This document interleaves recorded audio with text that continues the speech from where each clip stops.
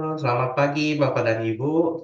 Selamat datang di webinar hari ini, yaitu pembahasan tentang G-Site, sebuah CD solution dari Glodon Indonesia.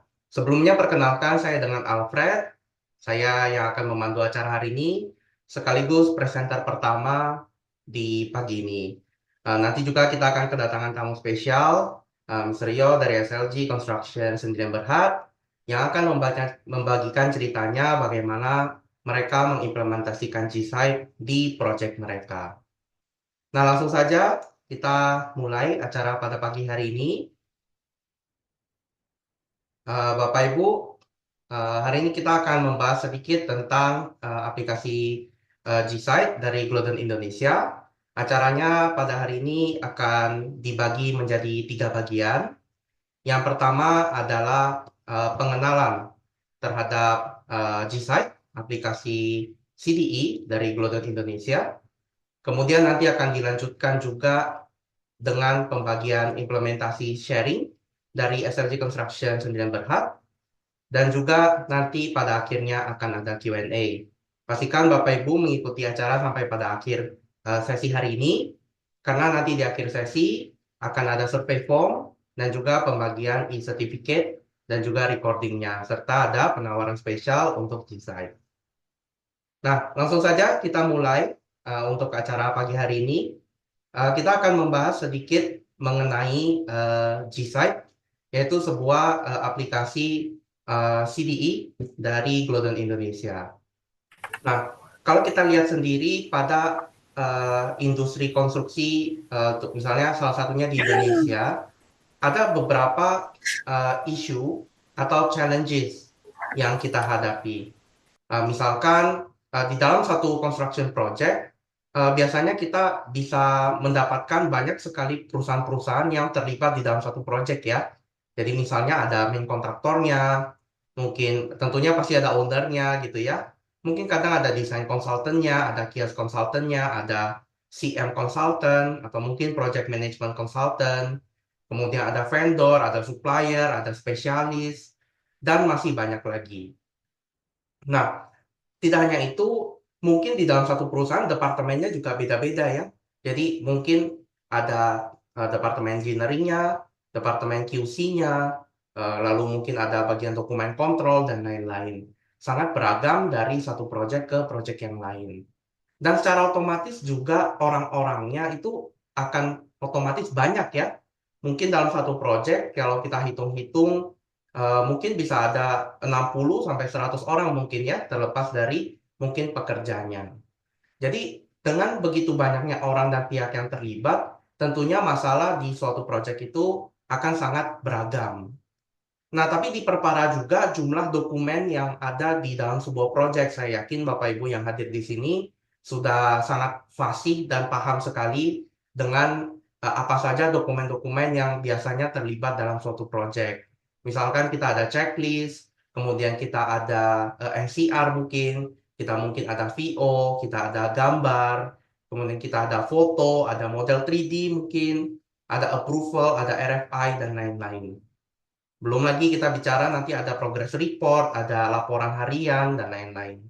Nah, tentunya dari sekian banyak dokumen yang ada di dalam proyek dan sekian banyak stakeholder yang ada di dalam proyek, tentunya dalam satu proyek itu number of documents-nya itu sangat-sangat banyak, mungkin bisa ribuan mungkin ya, gitu. Mungkin dalam satu proyek selesai, mungkin bisa lebih dari 2.000, 3.000 dokumen yang lalu lalang di dalamnya. Nah, bayangkan mungkin biasanya kita melakukan manajemen dokumen itu secara manual gitu ya. Kita print, mungkin kita bin di buku, kemudian nanti ketika kita butuh kita cari. Atau mungkin kita taruh di komputer ya, kita save mungkin di komputer. Nanti kalau suatu saat kita mau cari, kita cari dulu foldernya ada di mana gitu ya. Nah, sehingga kalau eh, kita melihat situasi seperti ini, maka tidak kita pungkiri miskomunikasi itu adalah hal yang lumrah ya, yang sering terjadi di project gitu.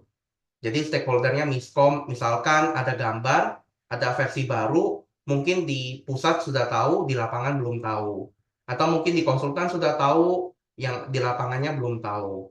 Dan juga workflow ini tidak saling terhubung. Jadi mungkin ada si A pakai apa, si B pakai apa, softwarenya beda-beda, dan juga informasi yang dihasilkan tuh beda-beda semuanya. Dan terlebih dari itu, karena masing-masing menyimpan dokumen masing-masing, maka secara otomatis datanya itu terfragmentasi gitu ya. Kita sebut dengan data silo.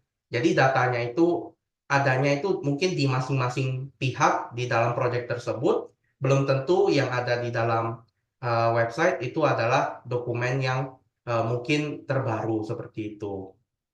Nah, jika demikian, berdasarkan Industry Report tahun 2018 dari FMI, kita bisa melihat bahwa 35% waktu konstruksi, yang mana itu adalah 14 jam per hari 14 jam per orang per minggu, itu sebenarnya adalah aktivitas yang tidak produktif. Misalnya mencari dokumen, kemudian mungkin menulis laporan berdasarkan foto-foto di lapangan, atau mindahin gambar dari HP, pindahin ke komputer gitu, biar nanti bisa dibikin dokumennya, atau mungkin ngeprint, nyoret-nyoret gambar, biar nanti di-scan lagi buat dilampirin jadi RFI, dan lain-lain.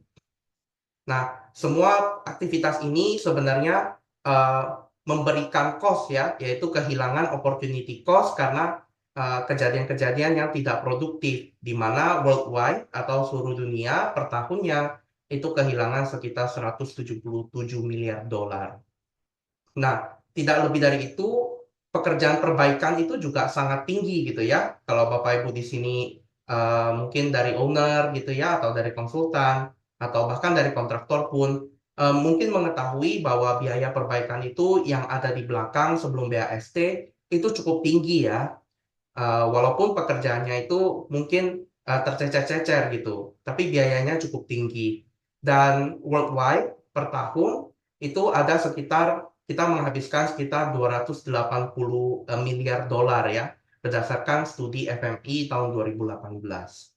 Dan 93% dari construction business itu mencari digital teknologi untuk membantu mereka.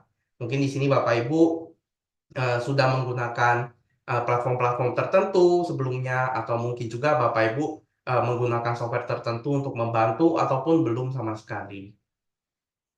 Nah, maka kami ingin memperkenalkan GSite, yaitu sebuah centralized and integrated digital platform yang Bapak Ibu bisa gunakan untuk memastikan proyek Bapak dan Ibu berjalan dengan lebih mulus. Jadi GSite ini bisa Bapak dan Ibu pakai untuk mungkin misalnya menyimpan data atau sampai membuat laporan-laporan yang biasanya kita buat secara manual.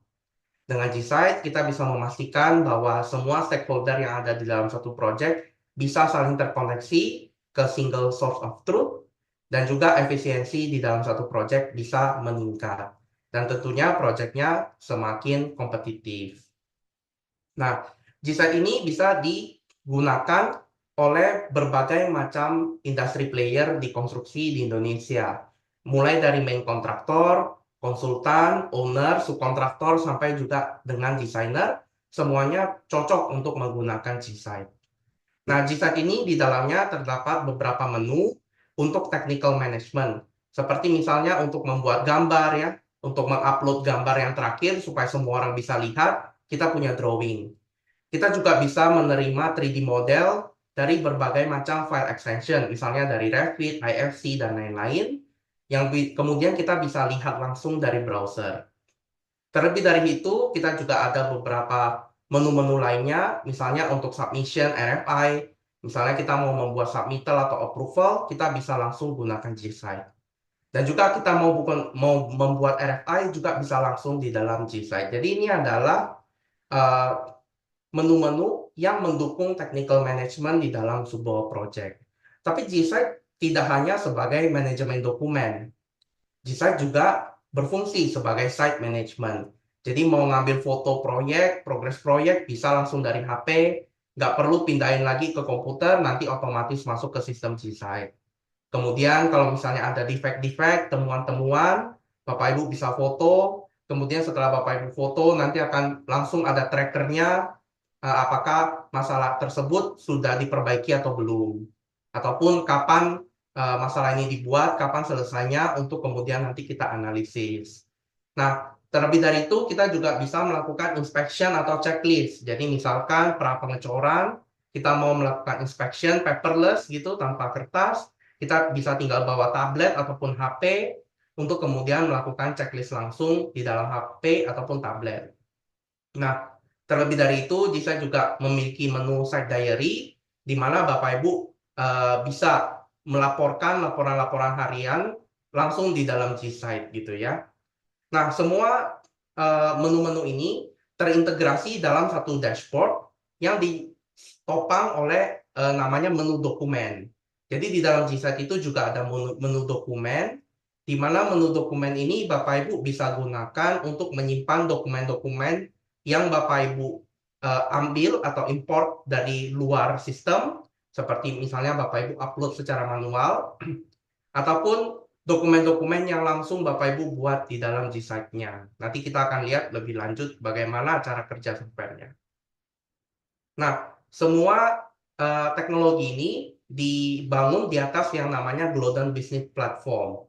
Glodon Business Platform ini memungkinkan Bapak dan Ibu menggunakan semua fitur ini across all devices. Jadi bisa dipakai di web, bisa dipakai di tablet, bisa dipakai di HP dengan kapabilitas yang sama persis satu sama lain. Jadi tidak ada pembatasan kapabilitas ketika Bapak Ibu pindah dari satu device ke device yang lain. Nah, kita akan mulai lihat fitur-fitur G-Site-nya, mulai dari fitur G-Site sebagai Common Data Environment atau CDE. Pada dasarnya, CDE adalah suatu platform atau sistem yang membuat semua orang bisa melihat satu data yang sama, atau mungkin menyimpan suatu data supaya orang-orang yang lain juga melihat hal-hal yang sama di waktu yang bersamaan. Nah, di dalam G-Site, Bapak Ibu bisa gunakan G-Site ini sebagai centralized data hub. Jadi untuk menyimpan gambar-gambar Bapak Ibu ataupun dokumen-dokumen yang ada di dalam project secara paperless. Nah, dokumen-dokumen ini bisa jadi RFI, bisa juga itu inspection, bisa juga itu NCR, bisa juga itu gambar, submission, site memo, dan lain-lain. Apapun dokumen yang ada di dalam project, Bapak Ibu bisa masukkan ke dalam G-Site. Nah, selain dari itu, fitur-fitur di dalam G-Site juga memudahkan Bapak Ibu untuk melakukan pencarian file. Jadi Bapak Ibu kalau misalnya mau mencari suatu file, kita ada search bar yang bisa Bapak Ibu gunakan untuk mencari file yang mana yang mau Bapak Ibu buka langsung dalam web browser. Tidak hanya itu, juga ada informasi-informasi tambahan seperti siapa orang yang mengupload, atau mungkin jika kita berbicara tentang RFI atau submittal, siapa orang yang sekarang in charge untuk melakukan review dokumen tersebut. Lalu perusahaannya dari perusahaan mana, kapan dokumen ini expire atau due date-nya kapan, statusnya sekarang gimana, GPS location-nya di mana, itu semua ada di dalam G-Site. Jadi tidak hanya untuk penyimpanan dokumen, tapi ada juga atribut-atribut lain yang bisa membantu Bapak Ibu melakukan audit ke depannya. Dan semua ini bisa digunakan secara sharing. Jadi Bapak Ibu di dalam satu sistem, di dalamnya bebas. Mau berapa orang pun bisa Bapak Ibu masukkan, mau berupa berapa perusahaan pun Bapak Ibu bisa masukkan. Dan bisa jadi mungkin main kontraktor, owner, misalnya CM consultant, atau desain consultant, subkontraktor, itu bisa di dalam satu platform yang sama. Sehingga dokumen-dokumen di dalam project bisa mungkin kita kurangi dalam bentuk hard copy-nya. Nah, tidak hanya itu, walaupun G-Site juga bisa menyimpan file, G-Site juga bisa langsung membuka file. Jadi kalau Bapak Ibu mengupload misalnya gambar DWG atau gambar PDF atau file 3D seperti Revit, IFC, Navisworks, dan lain-lain, ataupun dokumen Office seperti Word, Excel, PowerPoint, G-Site langsung bisa membuka file tersebut dari web browser. Jadi kalau hanya untuk viewing, Bapak Ibu tidak perlu misalnya melakukan pengadaan software hanya untuk melihat. Nah, kalau di dalam G-Site, Bapak Ibu simpan dokumennya, Bapak Ibu bisa langsung buka di dalam web browser, atau Bapak Ibu mau buka dari HP, itu juga langsung bisa dibuka. Sejauh ini, G-Site mendukung lebih dari 28 native files yang bisa dibuka langsung di dalam web browser Bapak dan Ibu menggunakan aplikasi G-Site. Jadi baik itu gambar 2D atau gambar 3 dimensi, baik itu Bapak Ibu mau lihat visualnya saja, atau Bapak Ibu mau sampai lihat properti dari objek 3D-nya, kalau ada yang pakai BIM ya. Nah, itu juga dimungkinkan langsung di dalam aplikasi G-Site ini. Dan hal ini semua bisa Bapak Ibu buka di browser, di tablet, di HP. Jadi semuanya punya kapabilitas yang sama. Jadi Bapak Ibu bisa bayangkan lagi di mobil mungkin, atau lagi di lapangan, Bapak Ibu mau buka suatu dokumen, tapi bingung gimana cara bukanya, Bapak Ibu tinggal buka Gsight, lalu Bapak Ibu tinggal lihat dokumen yang ada di dalamnya. Langsung dari HP atau dari tablet. Dan semua aplikasi Gsight ini memiliki storage bawaan yang cukup besar. Jadi 2 terabyte atau sekitar 2000 gigabyte untuk satu project dengan opsi tambahan untuk di upsize. Jadi storage-nya cukup besar dan mungkin cukup untuk satu project yang Bapak Ibu miliki, atau mungkin nanti tinggal ditambah sedikit saja supaya mencukupi kebutuhan storage Bapak dan Ibu. Jadi perbedaannya adalah Gsight tidak hanya menyimpan, tapi juga bisa membuka. Nah, lebih dari itu, Gsight juga di dalamnya ada permission control. Jadi kalau misalnya kita buat suatu folder di dalam Gsight, kita bisa set setiap orang itu role-nya apa. Misalkan ada orang yang hanya bisa lihat, ada orang yang bisa lihat dan menambahkan file baru, ada orang yang bisa mengganti filenya, ada orang yang bisa mendownload, ada yang tidak bisa mendownload, ada orang yang bisa menghapus, ada yang tidak bisa. Jadi level of control yang diberikan dari Gsight itu cukup robust dan Bapak Ibu bisa gunakan untuk mengatur flow dokumen Bapak dan Ibu. Jadi walaupun satu platform ini bisa digunakan berbarengan lebih dari satu orang, tapi Bapak Ibu juga tetap memiliki pembatasan bagaimana suatu folder itu visible terhadap orang-orang lain. Nah, tidak hanya itu, di dalam Gsight, semua dokumen yang diupload dan pernah di-share juga akan dilakukan tracking. Dan terlebih dari itu, semua file yang dihapus juga akan secara otomatis di-track melalui sistem Gsight, yang keduanya ini hanya bisa dilihat oleh role yang namanya admin. Jadi kita bisa melihat siapa melakukan share dokumen apa, dan seterusnya. Bahkan dalam pembuatan dokumen sharingnya, kita juga bisa memastikan bahwasanya orang hanya bisa melihat dan tidak bisa mendownload dokumennya. Nah, terlebih dari itu, kita juga sudah ada version control dan activity log di dalam aplikasi Gsight-nya. Jadi setiap dokumen yang Bapak Ibu upload, itu akan kelihatan siapa yang upload, dan kemudian kalau misalnya ada update, itu akan selama namanya sama, itu akan otomatis mengganti versi dari dokumennya menjadi misalnya versi 2. Nah, ketika pergantian versi, akan ada lognya siapa yang mengganti atau siapa yang mengupdate, update time-nya itu kapan. Sehingga setiap Bapak Ibu buka dokumen Gsight itu selalu dokumen paling baru yang ada di dalam sistemnya. Jadi Bapak Ibu tidak usah khawatir misalnya klik satu dokumen, kemudian apakah dokumen ini udah terakhir atau belum, Bapak Ibu tidak usah khawatir dan bisa langsung pakai. Tentunya kita juga bisa melihat kembali versi-versi sebelumnya itu bentuknya seperti apa. Jadi filenya itu tidak akan hilang walaupun tampaknya itu seperti tertimpa gitu. Dan terlebih dari itu, kita juga ada yang namanya action log di dalam Gsight. Jadi kalau misalnya kita buka Gsight, kemudian kita buka suatu file, kita bisa melihat apakah file tersebut misalnya diakses oleh siapa, kapan, lalu apa saja yang dilakukan orang tersebut di dalam filenya. Jadi ini adalah suatu bentuk compliance terhadap audit trail berdasarkan ISO 19650. Nah, jadi ini adalah kelebihan dari Gsight sebagai Common Data Environment. Nah, tidak terputus dari situ, file-file yang Bapak Ibu masukkan, misalnya bahkan DWG, dalam kasus ini contohnya DWG, Bapak Ibu bisa melakukan annotation langsung di dalam browser. Nah, mungkin kalau biasanya Bapak Ibu perlu download filenya, kemudian mungkin harus pakai aplikasi lain untuk melakukan annotation tools. Nah, kalau di dalam Gsight, Bapak Ibu bisa langsung pakai untuk melakukan annotation. Langsung di dalam browser juga, jadi Bapak Ibu tidak perlu pindah-pindah aplikasi gitu ya untuk mengerjakan pekerjaan dokumen Bapak Ibu di dalam project. Nah, kita bisa langsung nanti di bagian bawah ada annotation button, lalu kita bisa buat annotation sederhana seperti melakukan cloud, kemudian mungkin melakukan teks, kasih panah, dan lain-lain. Nah, semua markup ini kemudian tentunya akan diingat dan disimpan sebagai audit trail, bahwasanya siapa pernah melakukan annotation apa. Nah, sebelum kita lanjut ke design feature dalam mobile apps, mungkin kita akan lihat sedikit bagaimana G-Site dalam bentuk aplikasinya langsung. Jadi ini adalah tampak aplikasi G-Site, ini adalah homepage-nya. Lalu di bagian kiri atas ini kita bagi menjadi namanya Enterprise dan juga Project.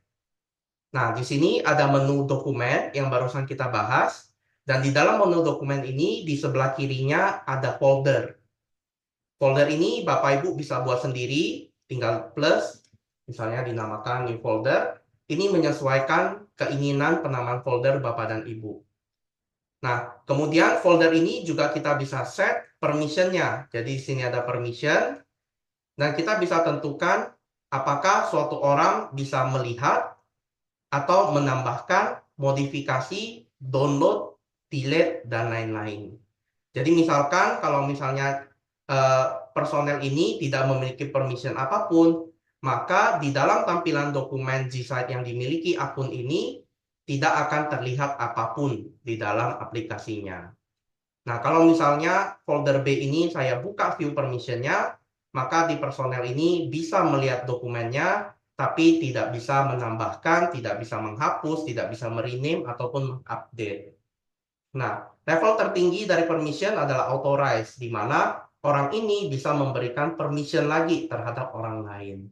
Jadi, di dalam G-Site terdapat banyak sekali role management yang membuat data yang Bapak Ibu simpan di dalam G-Site ini sangat aman. Nah, ketika kita sudah mungkin melakukan set permission, kemudian tentunya kita bisa buka filenya. Kita bisa upload file, mungkin di sini ada upload, kita bisa upload file ataupun folder dalam extension apapun. Jadi tidak ada pembatasan jenis file apa yang Bapak Ibu ingin upload ke dalam sistem.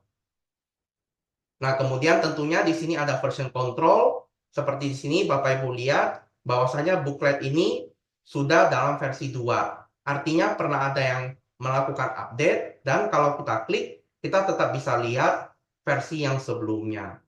Untuk beberapa jenis file seperti DWG, kita bisa melakukan perbandingan langsung antara versi kedua dan versi pertama, garisnya itu bedanya di mana, dengan melakukan otomatis superimpose. Jadi untuk file-file gambar DWG itu bisa superimpose otomatis, dan Bapak Ibu bisa cek update-nya terhadap dua versi file ini. Tentunya setiap update ini akan diberitahu siapa yang melakukannya, dan juga update-nya itu kapan. Jadi kapan update ini dilakukan. Nah, tentunya sama seperti tadi, kalau kita klik, kita akan bisa membuka filenya. Ini adalah contoh salah satu tampilan file ketika melakukan DWG Viewer, dan di dalamnya masih banyak kapabilitas yang lain. Misalkan saya hanya ingin melakukan measurement cepat, maka di sini saya bisa melakukan sedikit measurement mungkin untuk mengetahui kira-kira angkanya itu berapa. Nah, bisa juga kita melakukan annotation. Jadi kita bisa melakukan annotation, kemudian menambahkan komen-komen di dalamnya, yang kemudian kalau kita save akan diingat sebagai markup history. Dan di bagian kanan atas kita akan bisa melihat informasi dari file ini dan juga apa saja yang terjadi di dalam file ini. Jadi semuanya transparan dan bisa Bapak Ibu atur transparansinya itu siapa yang bisa melihat. Nah, di sini juga ada fitur-fitur lain, misalnya untuk mencari teks dan lain-lain, melakukan komparasi dengan file sebelumnya, dan Bapak Ibu bisa lihat langsung dari HP juga. Jadi, kapabilitas ini tidak hanya untuk di browser.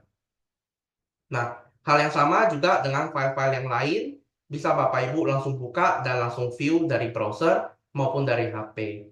Nah, dibandingkan dengan mungkin saya harus download dulu, terus saya harus buka filenya dari aplikasi lain.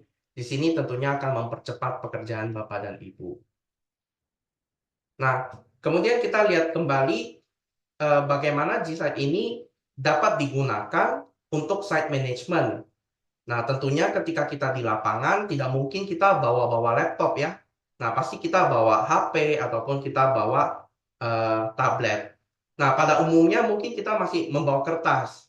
Misalkan saya mau melakukan checklist, ya saya bawa papan sama kertas sama pen, lalu kemudian saya checklist di lapangan, lalu nanti kalau sudah selesai, tanda tangan, saya scan, habis di scan, mungkin nanti habis di scan, saya bikin surat apa kop depannya, kemudian mungkin nanti ujung-ujungnya saya print lagi. Nah, tentunya hal ini tidak mungkin kita lakukan tiap hari ya. Nah, mungkin kita kumpulin. Jadi kita checklist, semua checklist di minggu ini, laporannya kita kerjainnya hari Jumat. Atau mungkin semua defect atau temuan-temuan, misalnya ada rompal beton, ada honeycomb, kita foto, terus kita kirim ke WhatsApp group. Tapi setelah kita kirim ke WhatsApp group, kita sudah lupa gitu apa yang pernah kita ajukan. Nah, jadi tidak ada trackernya juga ya. Jadi semua dokumen tracker itu biasanya kita harus manual kerjain. Kita harus bikin Excel, kita harus tulis keluarnya kapan, masuknya kapan, dokumennya apa, nomor berapa, namanya siapa. Yang mana itu tentunya sangat membebani ya dari sisi administrasi. Nah, kalau dari G-Site, kita juga bisa langsung membukanya dari HP. Jadi contohnya kayak saya mau melihat file-file dari HP sama seperti browser tadi, Bapak Ibu bisa langsung lakukan juga dari HP masing-masing. Jadi tidak perlu misalnya, oh saya harus buka laptop, harus balik ke kantor dulu buat lihat gambarnya, gambarnya salah bawa, saya harus ke kantor dulu ambil gambarnya lagi. Nah, di sini bisa kita langsung lihat dokumen-dokumen yang kita simpan dari HP maupun dari tablet. Nah, bahkan sampai model 3D sekalipun seperti yang di bagian kanan. Nah, tidak hanya itu, kita juga bisa melakukan yang namanya checklist. Jadi kita bisa membuat checklist langsung dari HP, tidak perlu bawa kertas. Pertanyaan-pertanyaan checklistnya bisa kita sesuaikan dengan pertanyaan yang kita inginkan. Nah, di sini setelah kita mengundang orang-orang yang harus terlibat, kemudian kita juga bisa buat yang namanya sign off, supaya dokumen checklist ini nanti bisa ditandatangan di tempat. Gitu ya. Nah, ini kita tinggal klik create, lalu di sini kita tinggal lakukan checklist di lapangan. Misalnya, saya mau ada pertanyaan yang jawabannya pakai teks, bisa. Saya mau ada pertanyaan yang jawabannya pakai lolos, tidak lolos, itu juga bisa kita buat. Atau mungkin saya mau ada pertanyaan yang bentuknya itu checklist. Jadi kalau ada dicentang, kalau tidak ada jangan dicentang. Itu juga bisa kita buat. Kalau misalnya ada defect, ada yang tidak sesuai, kita bisa lampirkan foto juga seperti tampilan yang di laporan tengah ini. Dan juga kita bisa langsung tanda tangan seperti di sebelah kiri. Jadi Bapak Ibu bisa lihat keseluruhan proses checklist ini bisa dilakukan full dari HP. Dan juga semua aplikasi G-Site yang running di mobile devices seperti di tablet ataupun di HP itu dapat digunakan offline. Jadi kalau misalnya di lapangan tidak ada internet atau kuotanya habis, tidak masalah ya. Nanti G-Site secara otomatis akan masuk ke offline mode. Bapak Ibu tetap bisa melakukan pekerjaan yang biasanya Bapak Ibu lakukan. Nanti ketika Bapak Ibu kembali terkoneksi ke internet, misalnya kembali ke office, kemudian dapat WiFi lagi, Bapak Ibu bisa mensinkronisasi datanya kembali ke dalam server. Jadi tidak ada masalah kalau Bapak Ibu misalnya kehabisan kuota atau tidak ada sinyal di lapangan. Tetap bisa digunakan eh, ketika Bapak Ibu mau menggunakannya. Nah, terlebih dari pembuatan dokumen langsung di dalam misalnya HP, aplikasi G-Site, Bapak Ibu juga akan secara otomatis menerima laporannya. Jadi semua informasi yang Bapak Ibu masukkan di dalam G-Site itu akan langsung dibuat dalam bentuk PDF report. Jadi Bapak Ibu ketika misalnya di website Bapak Ibu mau ekspor jadi PDF, itu sangat dimungkinkan. Dan semua informasinya itu akan dibawa, termasuk foto dan juga tanda tangannya untuk lampiran Bapak Ibu jika Bapak Ibu inginkan. Tentunya PDF ini tidak harus di-print, tapi kalau Bapak Ibu perlu print, ini bisa di-print. Nah, mungkin kalau sudah di-print, kertasnya hilang, tidak perlu khawatir karena sumber datanya itu dari dalam G-Site, Bapak Ibu tinggal print lagi. Kalau misalnya PDF report ini Bapak Ibu mau simpan ke dalam folder di dalam G-Site, itu juga dimungkinkan. Jadi reportnya langsung tersave ke dalam modul dokumennya. Jadi semua pembuatan dokumen ini otomatis gitu ya. Nah, bayangkan mungkin bagaimana kalau misalnya kita mau melakukan ini secara manual gitu ya. Ini fotonya pakai HP, terus saya harus buka Word, mungkin saya masukin kayak ya tidak gitu ya, atau pakai Excel, kemudian saya print, belakangnya saya lampirin. Dari situ saja saya mungkin udah buka 3 sampai 4 aplikasi hanya untuk membuat satu laporan. Nah, kalau di sini Bapak Ibu bisa fokus checklist, nanti laporannya otomatis. Jadi kita fokus pada kerjaan lapangannya gitu. Administrasi, reportingnya itu nanti dibantu langsung oleh softwarenya. Nah, tidak hanya untuk itu, tapi juga bisa untuk pekerjaan defect. Misalnya Bapak Ibu lagi patroli di lapangan, kemudian Bapak Ibu mau buka satu gambar. Misalnya saya lagi patroli, kemudian saya menemukan suatu defect selama saya melakukan patroli atau observasi. Di sini kita tinggal lakukan titik, lalu kita bisa create issue, dan kita bisa ambil foto-fotonya. Jadi kita bisa langsung foto, di dalam Insight ada kamera, dan fotonya ini seperti WhatsApp juga bisa kita anotasi. Nah, kalau sudah seperti ini, kita tinggal tekan centang, lalu kita tinggal masukkan isu-isunya seperti apa. Nah, kalau kita tidak mau ketik panjang-panjang, kita juga bisa pakai yang namanya select template di bagian kanan atas. Kalau misalnya ada eh, defect-defect yang terjadi secara umum gitu ya. Nah, lalu hasil defect record ini seperti apa? Nah, hasilnya ini adalah seperti yang di kanan. Jadi kalau Bapak Ibu lihat di kanan bawah, ini adalah semua defect yang pernah terekam, lalu statusnya itu apa saja? Apakah statusnya open, atau mungkin statusnya sudah close, atau statusnya sedang dalam perbaikan tapi belum dikonfirmasi apakah sudah oke atau belum. Jadi kita bisa track defect mana saja yang sudah diperbaiki, yang mana yang belum. Nah, di sini juga kelihatan siapa yang harus perbaiki, PIC-nya siapa, lalu due date-nya ini batasnya kapan. Di sebelah kiri kita bisa lihat di gambarnya nanti akan ada tanda seperti ini, lalu ada isunya, isu nomor berapa, dan laporannya ada 3 jenis, ini otomatis tercipta langsung. Ada yang pertama adalah report PDF, jadi ini before dan after setelah perbaikannya itu bisa dilampirkan dalam satu laporan yang sama, lengkap dengan informasinya. Di sebelah kanan ini ada titik-titiknya, jadi di mana saja temuan-temuannya dan jenisnya apa saja. Di sebelah kiri ini adalah dalam bentuk Excel-nya. Jadi kalau Bapak Ibu buat dalam Excel pun ini bisa. Ya, ini tentu akan sangat membantu ya, karena sehingga saya dulu kebetulan saya sempat kerja jadi site engineer juga. Untuk pembuatan dokumen defect seperti ini mungkin agak sedikit makan waktu gitu ya. Kadang kita foto, kita juga udah lupa itu posisinya di mana. Kalau di sini, semua titik yang ada di gambar, itu kita bisa track balik fotonya, foto yang mana. Nah, ini semua seamless. Bapak Ibu bisa lakukan di HP, kemudian lihat dari browser, itu sangat dimungkinkan. Nah, tidak terlepas dari itu, Bapak Ibu juga bisa mengambil foto langsung dalam aplikasi Gsight. Jadi kalau misalnya Bapak Ibu ambil foto seperti ini ataupun record video, Bapak Ibu bisa langsung menyimpan dokumen tersebut ke dalam albumnya Gsight. Jadi tidak perlu lewat storage HP gitu ya. Jadi nggak makan storage HP gitu ya. Atau nanti kalau HP-nya kenapa-kenapa, ya dokumen project Bapak Ibu tetap tersimpan di dalam satu sistem. Dan terlebih dari ini, Bapak Ibu nggak perlu foto-foto lalu pilih kirim ke orang gitu ya. Atau pilih nanti kopi ke laptop gitu ya. Nah, Bapak Ibu habis foto, yang fotonya langsung tersedia di sini ya.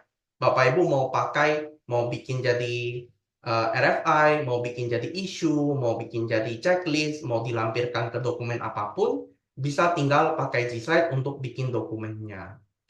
Nah, terlebih dari itu, untuk audit trail ini juga jelas. Jadi, Bapak Ibu bisa tahu kapan foto ini diambil, kapan foto ini mungkin diupload, siapa yang upload, kemudian lokasi GPS-nya di mana. Jadi, uploadnya itu, titiknya itu kita tahu titiknya ada di mana, gitu ya. Nah, tentunya kita coba kembali lagi lihat ke aplikasi Gsight-nya. Tadi kita membahas masalah inspection. Dan di inspection ini Bapak Ibu bisa lihat, inspection ini langsung ada automatic trackernya. Jadi semua dokumen yang Bapak Ibu buat di dalam Gsight, baik itu checklist maupun defect, itu akan ada statusnya. Tentunya ini akan sangat membantu ya. Dokumennya kapan dibuat, kapan di-close, ini tentunya akan sangat membantu. Dan kalau Bapak Ibu mau lihat yang statusnya cuma open, di sini bisa kita filter. Nah, seperti ini. Jadi pekerjaan kita bisa jauh lebih cepat. Begitu juga untuk issues atau temuan lapangan. Nah, kalau untuk temuan lapangan, kita juga ada statusnya di sini. Dan status-status ini bisa Bapak Ibu eh, confirm juga. Jadi misalnya kayak ini, siling retak, kalau saya buka, saya bisa tahu fotonya ada di mana. Di sebelah kanan ini akan di-load fotonya. Nah, ini adalah foto yang tadi kita lihat di PPT. Kemudian saya mau tahu ini posisinya di mana, saya tinggal klik placementnya di sini. Saya bisa tahu ini posisinya ada di mana. Lalu mungkin saya bisa meminta untuk perbaikannya dilakukan secepat mungkin. Ini adalah lantai 3 ya, level 3 ceiling plan. Posisinya ada dekat grid 2H. Jadi ini langsung dilakukan tanpa saya harus buat report, tanpa saya harus pindahin datanya ke komputer dulu. Ini terjadi secara real time. Dan kalau misalnya saya mau melakukan filter, di sini juga bisa kita lakukan filter. Misalnya saya mau lihat semua yang sudah diperbaiki tapi belum di-approve oleh tim saya. Nah, ini saya bisa lihat, lalu saya bisa klik satu-satu, minta tim pergi ke tempat, lalu coba cek defect-nya ada di mana. Ini titiknya semua ada. Dan tentu saja semua titik ini Bapak Ibu bisa lihat sekaligus di bagian drawing. Jadi di bagian drawing, kalau kita buka salah satu gambar, kita juga bisa melihat titik-titiknya ada di mana saja. Nah, seperti ini. Jadi kita bisa melihat, nah titiknya ada di mana saja, ini semua kelihatan. Nah, lalu kita lihat bagaimana Gsight ini bisa dipakai untuk melakukan kolaborasi. Nah, yang tadi kita bahas, mungkin semuanya bisa kita lakukan secara internal. Nah, tapi ada dokumen-dokumen di lapangan yang tidak bisa dikerjakan oleh satu perusahaan, tapi harus melibatkan stakeholder-stakeholder yang lain. Misalnya adalah RFI dan juga approval material atau approval dokumen. Nah, di dalam Gsight, kami mendukung dua jenis approval. Yang pertama adalah approval untuk internal use dari site untuk ke HQ. Yang kedua adalah external use, misalnya dari kontraktor ke nggak tahu mungkin ada perantaranya harus kirim ke siapa dulu, terus harus kirim ke konsultan atau owner, mungkin harus kirim ke siapa lagi sampai nanti akhirnya balik ke kontraktornya. Jadi flow-nya itu bisa dibuat lebih dari satu tingkat. Nah, kita coba lihat untuk submittal, di sini juga sudah ada trackernya. Jadi saya bisa nge-track submittal ini sudah sampai mana statusnya. Apakah masih open, sedang di-review, siapa yang review, tanggal berapa, itu juga semuanya kelihatan. Biasanya kita lakukan ini manual ya. Ketika kirim dokumennya catat, nanti dokumennya masuk catat, ya kadang skip satu dua ya. Nah, kalau di sini semuanya secara otomatis akan dicatat dari sistem. Nah, misalkan kita mau membuat suatu approval, mungkin dari kontraktornya akan create approval, lalu dia akan masukkan subject approvalnya seperti biasanya kita membuat suatu dokumen ya. Ini saya point option. Oke. Nah, mungkin kemudian ini kita masukkan namanya ya, kita masukkan judulnya, lalu mungkin setelah ini kita mau tulis submittal ini tentang apa saja gitu ya. Nah, maka kita bisa langsung pakai Gsight ini untuk membuat dokumennya. Ini saya coba lihat bagaimana saya bisa screen. Oke. Nah, mungkin ini nanti kita isi ya. Nah, kita mau mengajukan approval keramik indoor outdoornya pakai apa saja gitu. Nah, kita bisa lampirkan tipe-tipenya, kita bisa tulis seperti menggunakan tulisan email biasanya, tapi semuanya dikerjakan langsung di dalam Gsight. Perhatikan saya tidak perlu masuk ke Word untuk membuat dokumennya. Nah, di sini kemudian kita tentunya bisa lampirkan ya. Misalnya saya mau melampirkan file yang sudah ada di dalam servernya, saya tinggal ambil atau di dalam folder pribadi saya juga bisa, langsung saya submit. Ketika kita submit, kita juga bisa set due date-nya kapan, saya mau CC ke siapa, itu juga dimungkinkan.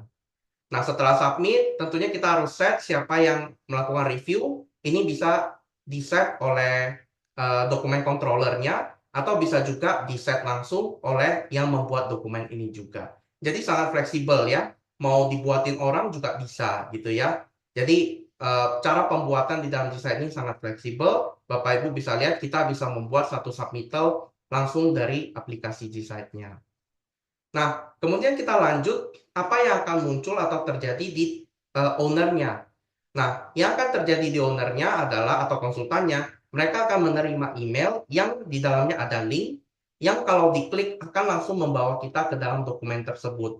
Perhatikan bahwasanya email ini akan langsung mengantarkan kita pada dokumennya tanpa melewati login. Karena email yang mendapatkan ini adalah email yang memang sudah ditugaskan untuk melakukan review ini. Kemudian saya bisa buka submission-nya, attachment-nya apa saja, saya bisa melihat ini sudah ada tandanya, tapi saya melihat bahwasanya di dalam dokumen ini belum ditandai mau dipasang di mana keramiknya. Nah, oleh karena itu kita bisa lanjut ke tahapan review. Nah, di tahapan review kita bisa lakukan markup langsung dari aplikasi G-Site.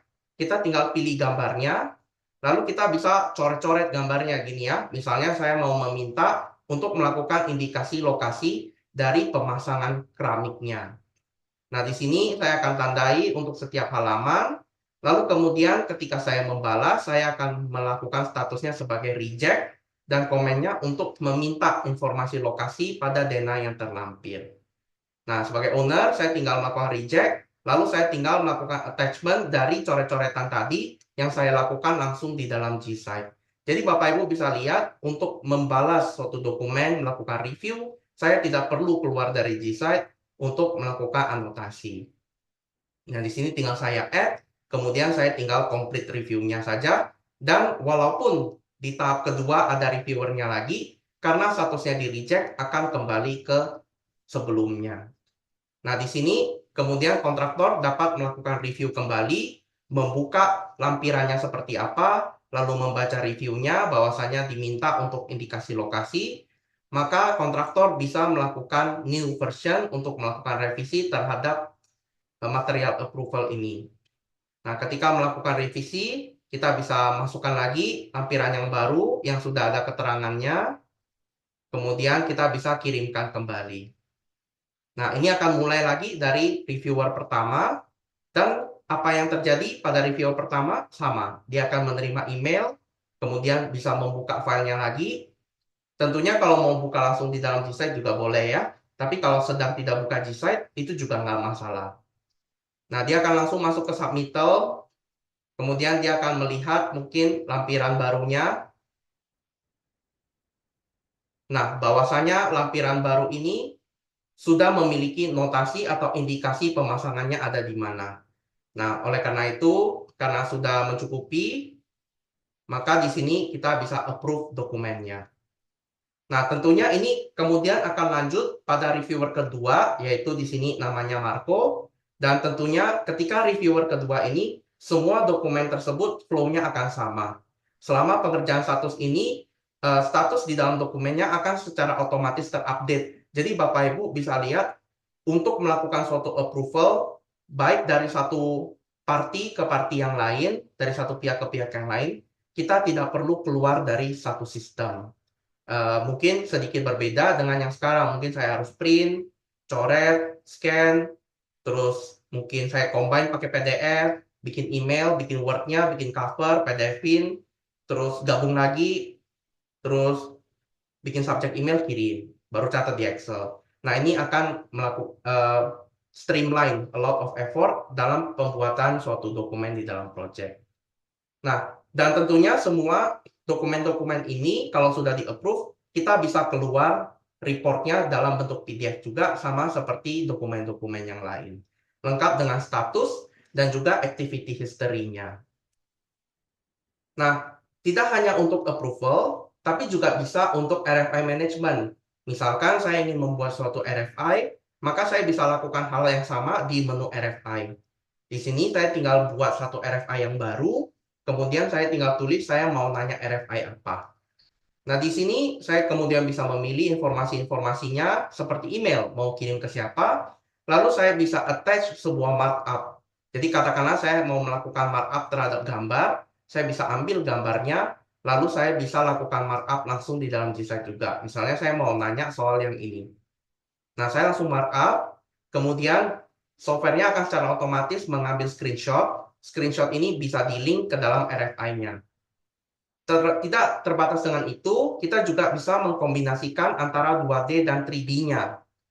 Jadi kalau 3D-nya ada di sebelah kanan, kalau kita klik, maka dia akan langsung masuk ke tampilan 3D-nya. Bapak Ibu bisa lihat seperti main game ya. Di sebelah kiri arah lihatnya kemana, pergerakan, itu semua bisa dicatat dengan baik. Jadi Bapak Ibu bisa memaksimalkan model 3D yang Bapak Ibu miliki. Dan tentunya kita juga bisa melampirkan ini dalam bentuk 2D 3D-nya juga. Jadi di sebelah kiri ada screenshot 2D, di sebelah kanan ada screenshot 3D-nya. Dan ini kita bisa lampirkan juga ke RFI. Jadi Bapak Ibu bisa memaksimalkan BIM model yang Bapak Ibu miliki gitu ya. Tidak hanya memaksimalkan penggunaan RFI-nya saja, tapi BIM model sekarang juga Bapak Ibu bisa pakai. Apakah BIM model ini harus datang dari Revit? Tentu saja tidak. Bapak Ibu bisa pakai BIM modelnya dari macam-macam, bisa dari Revit, bisa dari IFC, bisa dari Navisworks, atau bahkan kalau Bapak Ibu pakai THS, Bapak Ibu bisa keluarkan jadi IFC dan masukkan itu sebagai basis 3D-nya Bapak Ibu. Jadi bisa digunakan lagi untuk visualisasi project walaupun Bapak Ibu kerjanya pakai software THS. Jadi cocok juga untuk Bapak Ibu yang mungkin belum menggunakan Revit di project tapi pengen memanfaatkan 3D-nya. Nah, di sini kita bisa tulis pertanyaannya, kemudian nanti flow tanya jawabnya akan dilanjutkan setelah pembuatan dokumen ini. Jadi ini juga sama, ini adalah flow untuk RFI. Bapak Ibu bisa lihat, kita bisa melakukan kolaborasi antar beberapa pihak sekaligus di dalam satu platform yang sama. Nah, tentunya untuk bisa men-trigger hal-hal ini, kita memiliki opsi untuk mengundang external parties untuk masuk ke sistem yang sama. Oleh karena itu, dalam pengaturan dokumennya, kita ada permission-nya supaya tidak semua orang bisa melihat apa yang kita lihat, gitu ya. Nah, ini akan mempercepat proses dan transparansi dari dokumen-dokumen yang Bapak Ibu mau kerjakan di lapangan. Nah, tapi tidak hanya itu, Jisa juga memiliki fitur analytics. Jadi di tampilan awalnya itu ada dashboard yang bisa men-summarize semua isi dari dokumen-dokumen yang ada di dalam aplikasinya. Misalkan ada berapa RFI yang belum dijawab, ada berapa submittal yang belum dijawab, berapa yang sedang review, ada berapa masalah yang ditemukan per harinya atau per minggunya, siapa yang paling banyak issues-nya berdasarkan nama perusahaan, ini juga bisa kita filter, sehingga ini bisa membantu kita dalam melakukan analisis masalah yang ada di project. Dan juga kita bisa lihat RFI response rate ataupun submittal duration berdasarkan rata-rata durasi yang dibutuhkan untuk suatu dokumen dari open sampai jadi close. Dan juga site diary, kapan saja misalnya kontraktor ataupun vendor atau subkon melampirkan report hariannya, ini juga akan di-mark dari kalender sebagai sistem seperti ini. Kalau kita klik di site diary, kita bisa melihat isi dari reportnya. Nah, di sini kita bisa melakukan analisa-analisa yang nanti akan membantu kita dalam mengimprove kejadian-kejadian yang ada di dalam suatu project. Nah, tidak terlepas dari itu, misalkan dalam satu minggu ini saya ingin tahu ada dokumen apa saja yang dikeluarkan di satu minggu ini. Nah, sistem Gsight bisa secara otomatis memberikan progress report terhadap dokumen status yang kita miliki dari satu sistem. Misalkan saya pada contoh ini, saya mengeluarkan progress report untuk submittal atau approval, ada 8, ada 14 issues, 6 checklist atau inspection, 7 RFI, 14 progress foto, 31 gambar yang dipublish, dan 1 site diary yang dikumpulkan. Semuanya lengkap dengan tanggal-tanggalnya dan breakdown dari masing-masing kejadian yang ada di sini. Jadi kalau misalnya Bapak Ibu mau melakukan summary untuk meeting mingguan atau laporan ke manajemen, itu akan jauh lebih cepat karena Bapak Ibu bisa menggunakan Gsight untuk menyimpulkan dokumen-dokumen yang sudah pernah Bapak Ibu buat di dalam platform Gsight ini, baik dari HP, tablet maupun web browser. Nah, tentunya ada yang lain juga, misalnya Bapak Ibu mau membuat form secara bebas gitu. Misalnya di G-Site tidak ada form untuk material masuk atau mungkin opname gudang. Itu tidak ada di sini. Bapak Ibu bisa buat form sendiri juga gitu ya. Jadi bisa buat form sendiri, bisa buat pertanyaannya sendiri supaya nanti departemen lain bisa pakai juga. Nah, tidak hanya itu, Bapak Ibu juga bisa melakukan atributnya secara bebas. Misalkan di G-Site ada disiplin arsitektur, struktur, tapi Bapak Ibu mau tambahin interior. Nah, Bapak Ibu bisa tambahin sendiri. Terus misalnya kayak tadi defect. Misalnya ada defect tentang dinding rompal. Bapak Ibu mau bikin defect dinding.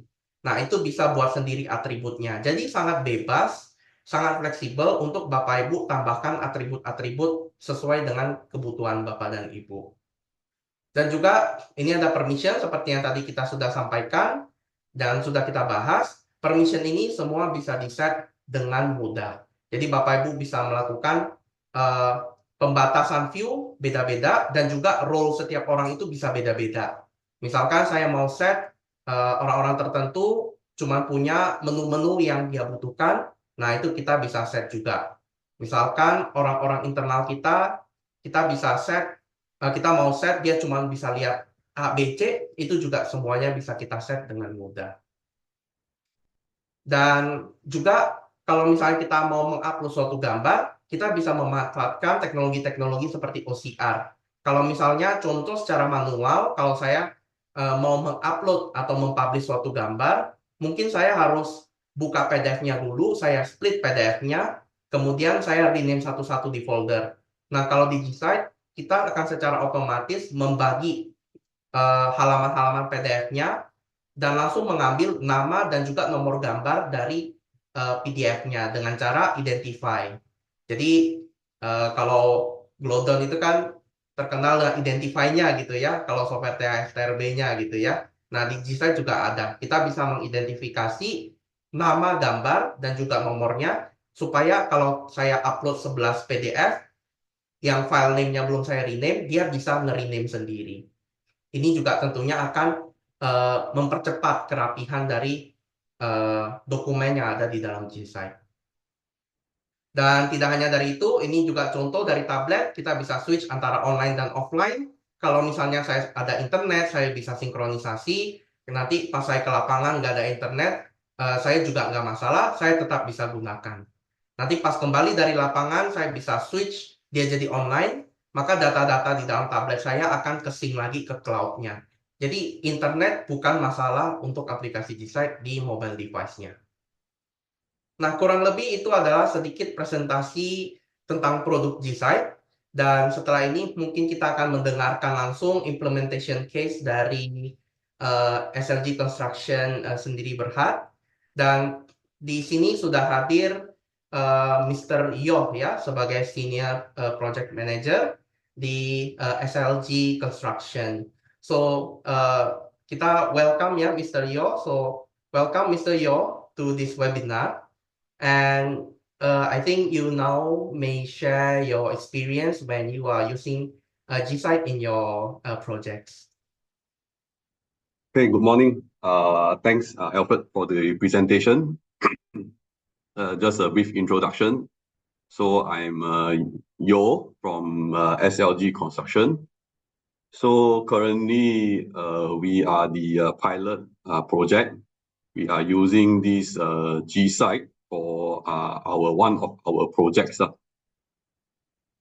So just the introduction. Let us start the case sharing for using this Gsight for our project. So these are the content. Number one will be the overview. Then next one will be how we implement this Gsight to our project. And lastly will be the advice for using the Gsight. So on the overview, so just a brief introduction about SLG Construction Sdn Berhad. So we are the CIDB G7 is a license in the construction body in Malaysia.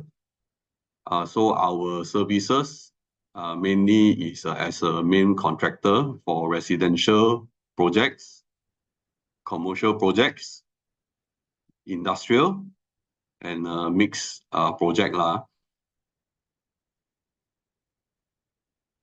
So for G-Site, currently we are applied for this project in Kuala Lumpur, KL.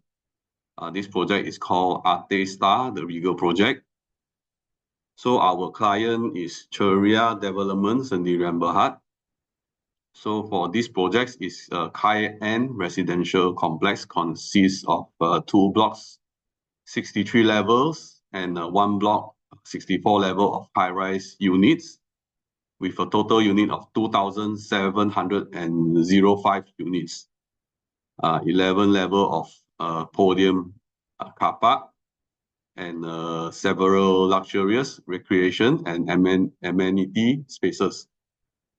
So on the current stage, our project is currently at level 12 ongoing.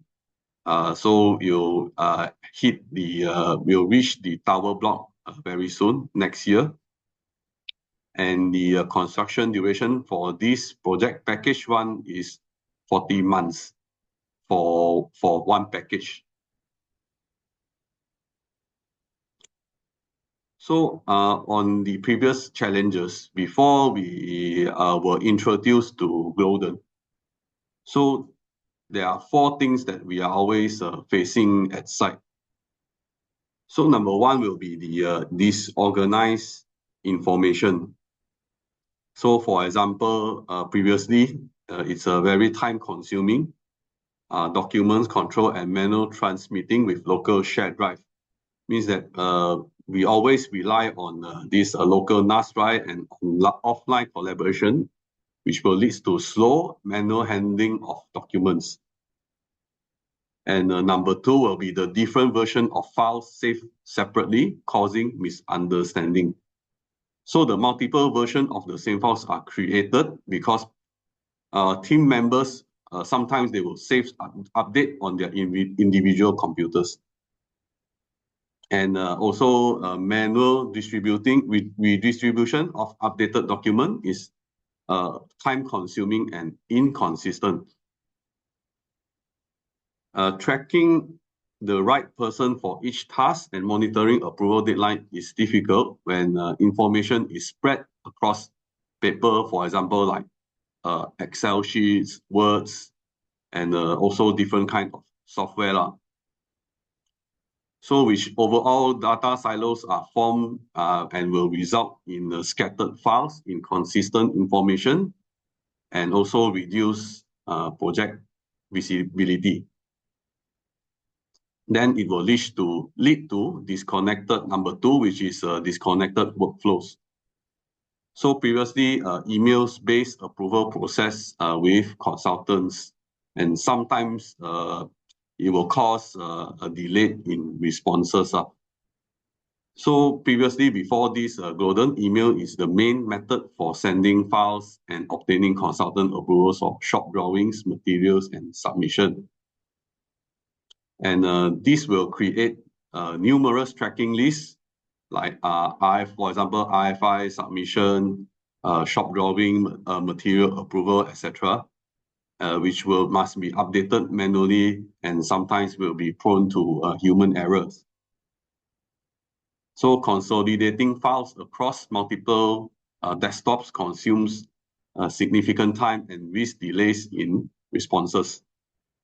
And also we will have a long communication chain increase the possibility of missed updates, and also in some urgent cases may even lead to rework. We have to resubmit all the documents again if sometimes the files is lost track. And the third one, before this G-Site, is a difficulty tracking progress. So for example, number 1, missing site diary records due to manual process and approval. So progress tracking for both technical and site related is challenging due to information stored on paper or held by different team members. Because for one side, maybe you have three, or sometimes you will have 3 or 4 people to manage or responsible for certain documents.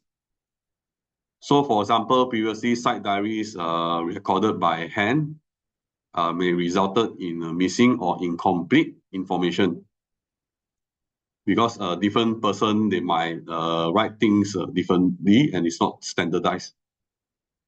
And sometimes in the site diary, photos will share in WhatsApp group chats.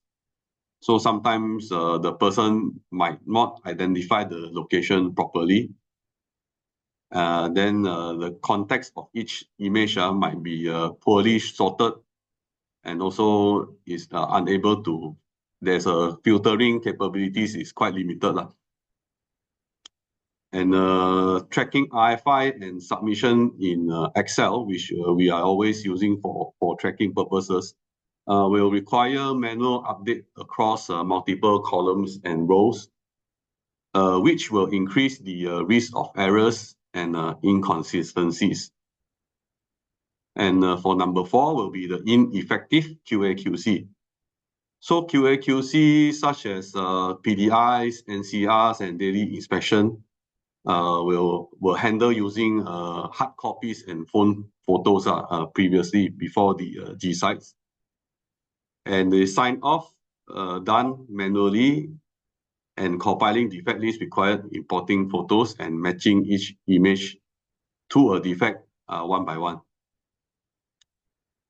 And also we have to distribute the defect list, and sometimes we have to rely on calls, meetings, WhatsApp group messages to communicate on the defects, which might sometimes may lead to miscommunication among team members, stakeholders, and subcontractors.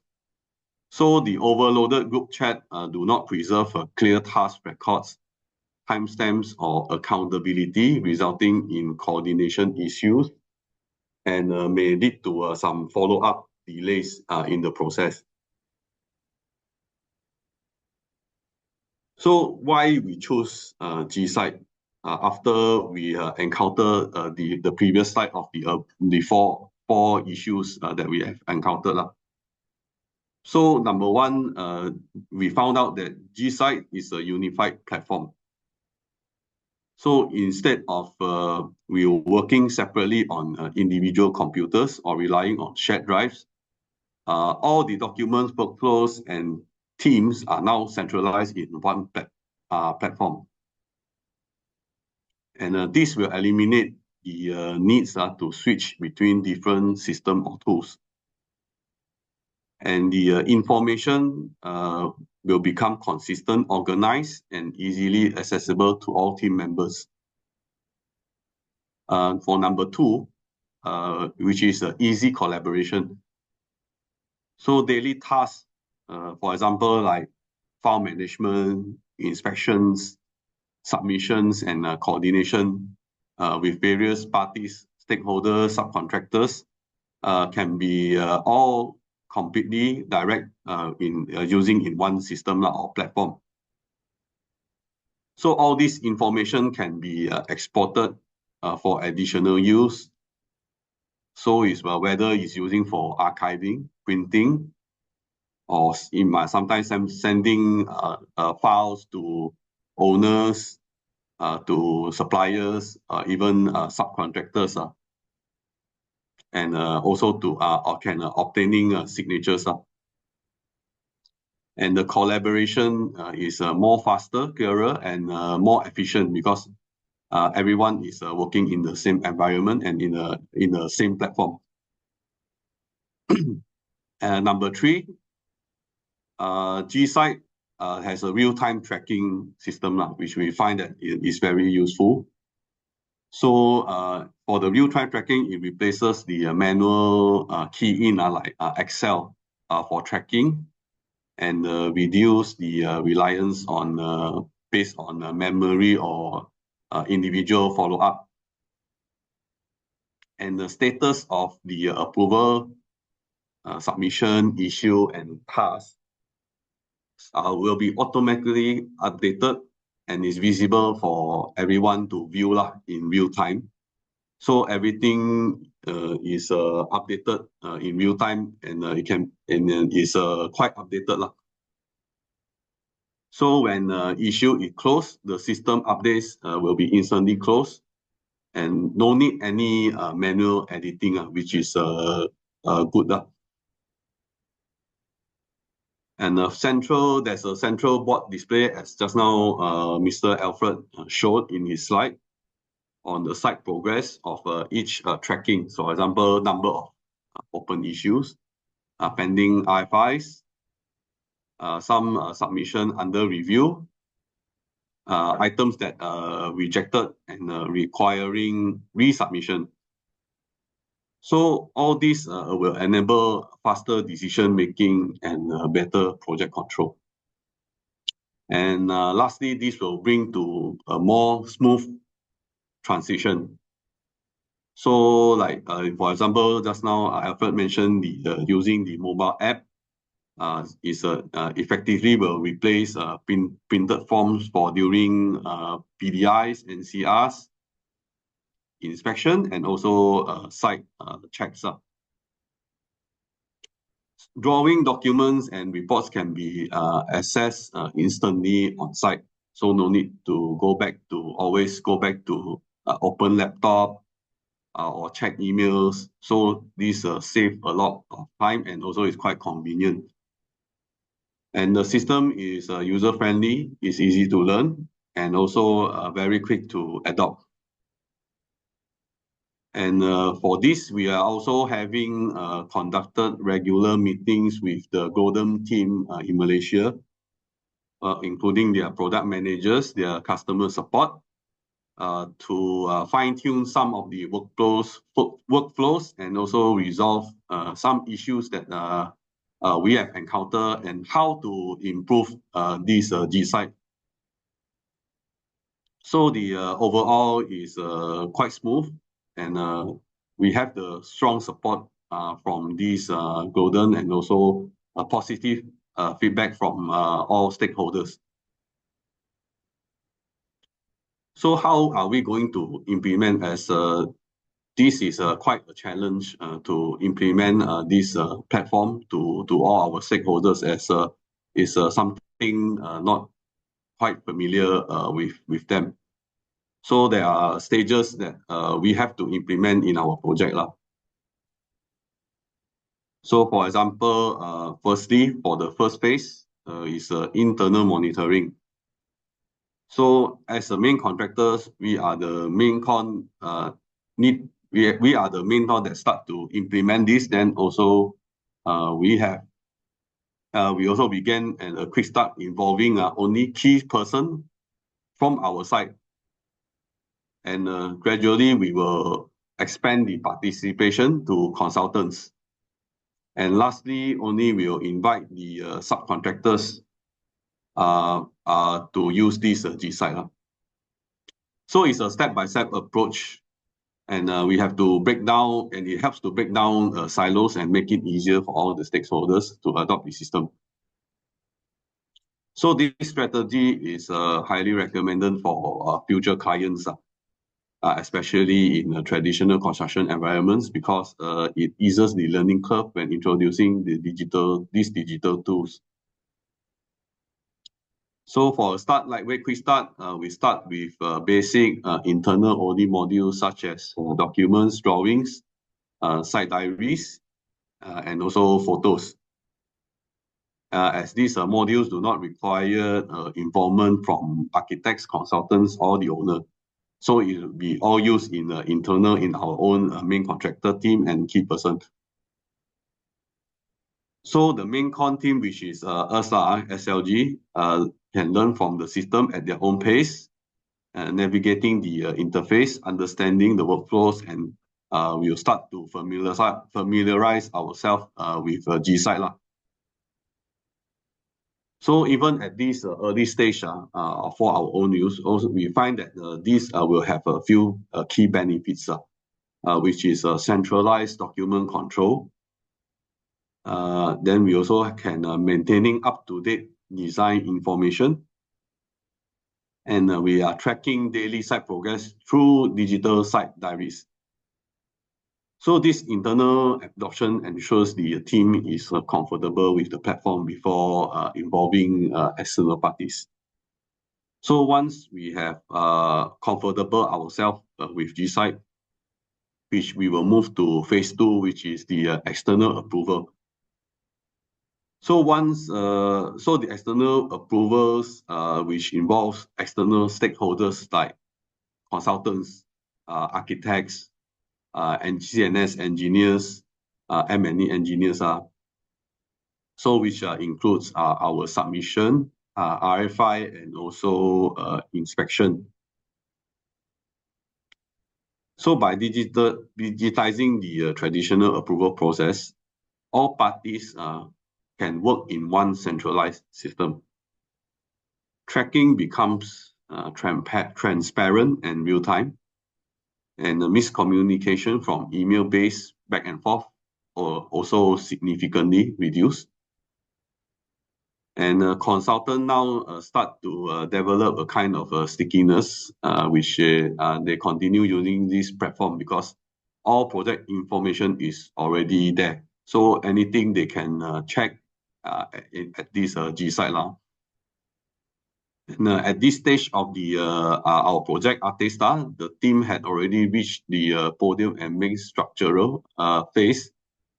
So which make it ideal to bring the consultants into the digital workflow. And last but not least, seamless management, which is phase 3.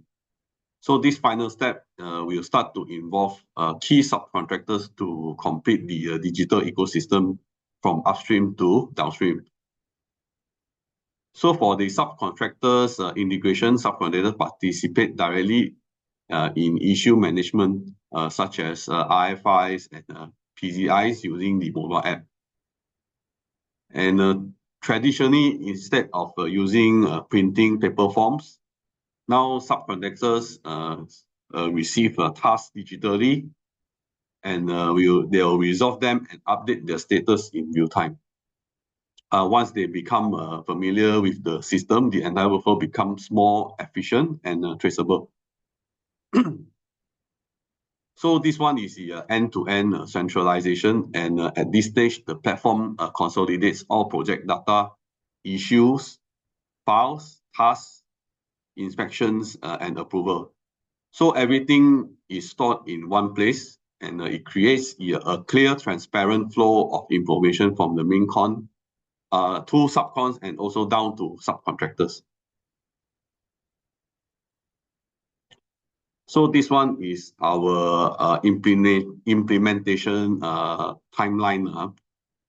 So early this year, because this project before it start early this year, and we initiate our contract and selected this pilot project Artestar to implement this digital platform GSite. So the rollout followed a structured phase approach to ensure smooth adoption across all stakeholders. So we'll start from us, which is the main con, to consultants and subcontractors. So the process has continued with active usage, refinement, and optimization. Rollout timeline, project selection and kickoff. As such, we'll select designated person or small core team to get familiar with this platform. And after that, we'll begin the initial onboarding and orientation process. So for our training, we'll conducted foundational training session for the main core for us, which our Golden team conduct for us. And they also have multiple site visits to understand the actual workflow at site. At our site. So we give them some of our feedback. What are the common practices we are using in Malaysia in the construction industry? So, but usually the core modules such as document, drawings, and site diary and photos all started from there. And from there, then we start to implement our own system to give our feedback to the Golden team. So on the initial stage, we begin with recording site diaries and uploading documents in the system. Then after that, we tested some early workflows and ensure the team understood the platform, interface, and function. So once our team become more comfortable with the platform, with GSite, and then we only start to get the external stakeholders to involve. So in that case, we start to bring in the client and consultant for the training. And we start to introduce to architects, CNS, engineers, M&E engineers, and other consultants into the system. And from there, we roll out the digital workflows for file submission and approval. And also, we have to inform the stakeholders that we will start to use the standardized workflow for RFI submission and also inspections.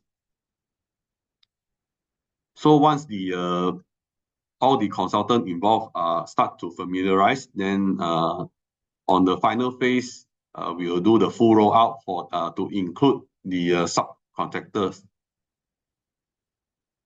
Then subcontractors, by beginning using the platform for like issue management, NCR, PDI, and also site coordination, which we start to replace them with prints out, mobile-based inspection, and task assignments.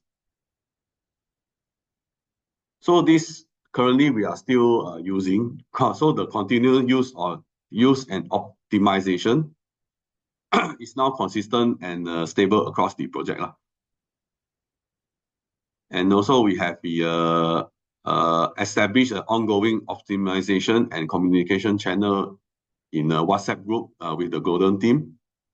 So for some quick support. And we will have a bi-weekly meeting with the Golden team Malaysia for some feedback, issue resolution, and enhancement discussion. So for additional subcontractors, because the project is still ongoing, so once the new subcontractors on board, and also we will roll out to the subcontractors for the new subcontractors to involve as well. So to cut short or to summarize this workflow, so for the first month is to select a project, identify the core team, begin training, and also start the internal training. For month number 2, is an internal rollout, like such as using the site diary, photo, and document control. Number 3 is a configure role and permission, build basic workflows. And month number 3, we will start to train the consultants, subcontractors, and implement submission RFIs, inspections. And once all they have been familiar, then we will launch full workflow across all the stakeholders. And number 4 is the ongoing optimization, which will be the continuous feedback cycle, regular meetings, system enhancement and support, and then also bring new subcontractors on board as needed. So current status, GSite is now being used by all necessary teams in the project, and the adoption is stable and consistent. And now more subcontractors will be onboarded as the project moves deeper into the architecture stage.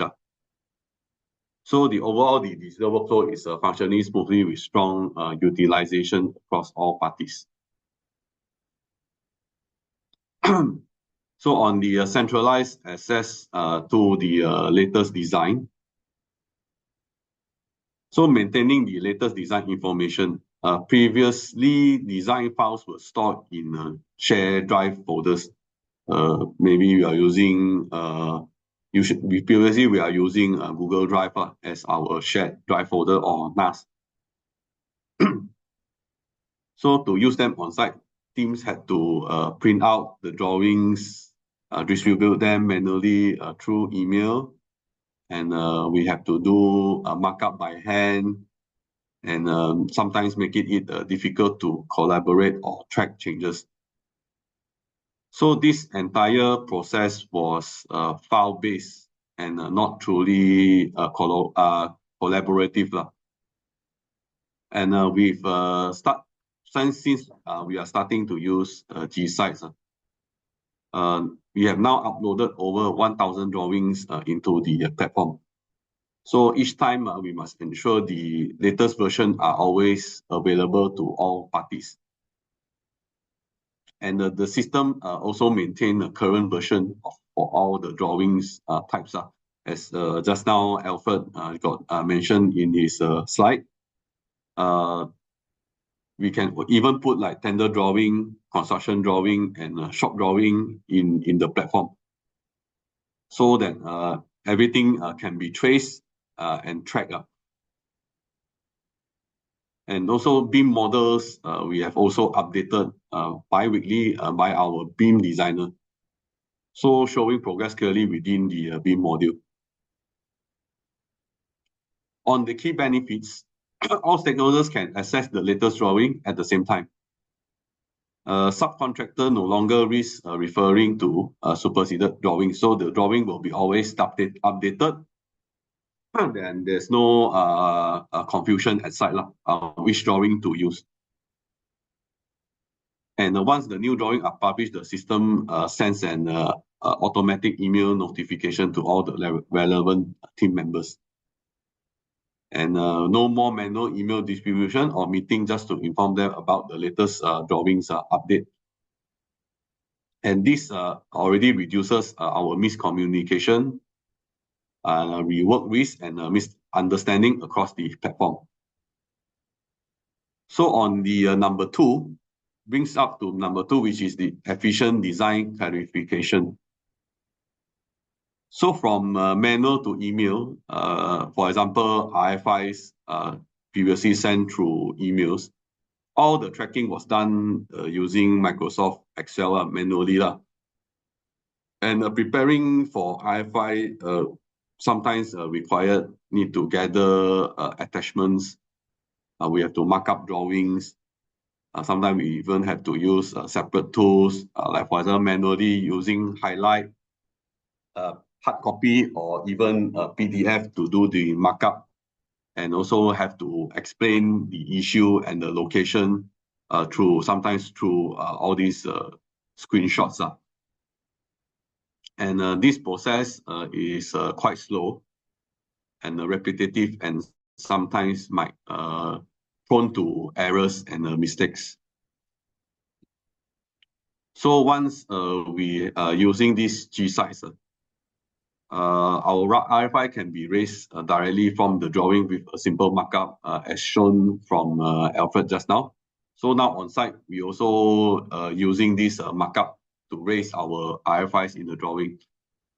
So the markup, we can either use cloud lines or red lines, so it will clearly show the issue and also the location, and also the context. And these RFIs automatically link to the exact drawing, and it will eliminate the confusion, because sometimes RFI we have to mark up in certain drawings. So this drawing will always link back to the original drawing for the markups. And all RFIs are visible, they are trackable, and is updated in real time. So on the key benefits for these GSites, we found that it has a faster and more accurate communication, and no need to prepare attachments separately. Things are clear, visual context, and avoid misunderstandings. RFI will become more structured, organized, and easy to manage. And this will greatly reduce the time spent on verification and also follow-up. Okay, on the submission approval workflows, since we are now moving into the involve the stakeholders, which are the consultants. So first, number one is for the streamlined approval process, all teams conform to a simplified and customizable workflow in one system to reduce review and miscommunication. So these review cycles were carried out previously. Review cycles were carried out through email involving multiple consultants, one after another. And sometimes a consultant will take time to reply our RFIs, and the lead time between the reviewer, which might cause the delay in the construction. And in construction, time is money, and the time directly impacts the cost. So tracking previously all was done manually using Excel, which required constant update by the responsible person. Revision created significant back and forth because sometimes consultant they might issue some new drawing, but depends on the responsible person to update the tracking list accordingly. So this might sometimes need additional information, and the attachment sent separately. And some consultant they might approve with comments, and they might rejected the file manually. And this revision sometimes we have to resend to subcon, and we have to retract all the process. So with the previously we use emails and group chats to coordinate, and this became extremely quite difficult to manage, trace, or even assign the responsibility. So once we start to use GSite, the GSite submitter module centralizes all submission, review, revision, and vote in one place. And we receive strong feedback and continuously improve the module to better match real workflows. And as you can see, the dashboard is a 220 plus submittals. This one is actually each include multiple cycle of revise and submission. So even though it shows 220 plus submittals, the numbers is more than that. It's probably about 400 plus versions. All has been handled digitally. And this consolidate and otherwise overwhelming volume of communication. As you can see, this involves the stakeholders between us, MainCon architecture, all the consultants are architect, structural engineer, and M&E engineer.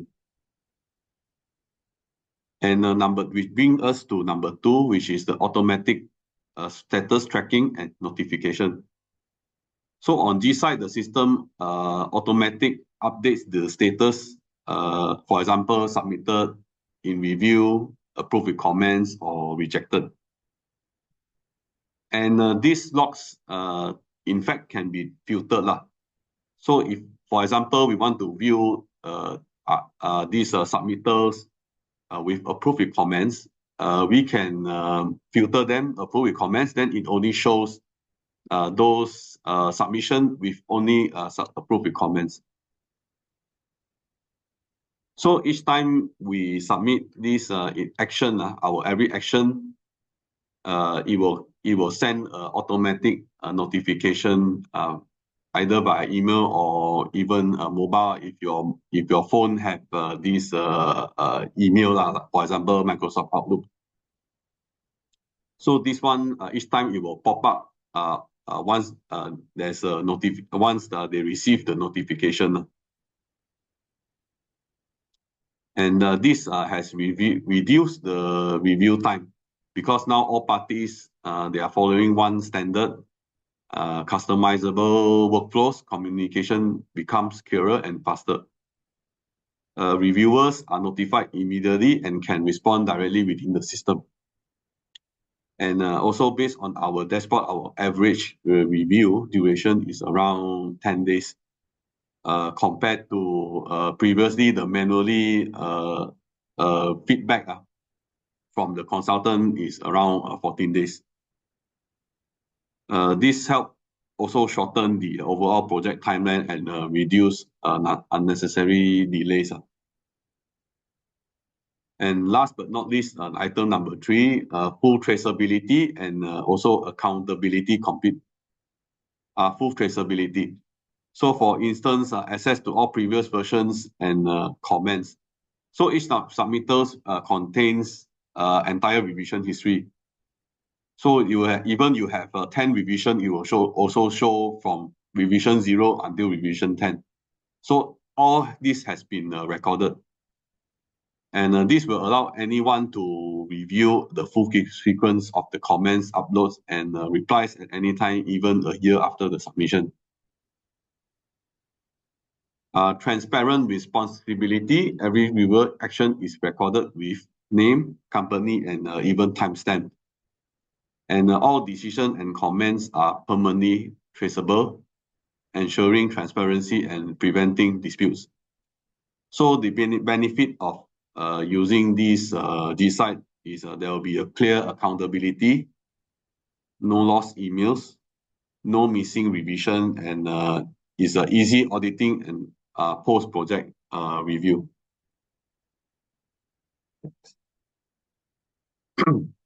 That which bring us to quality control and safety management.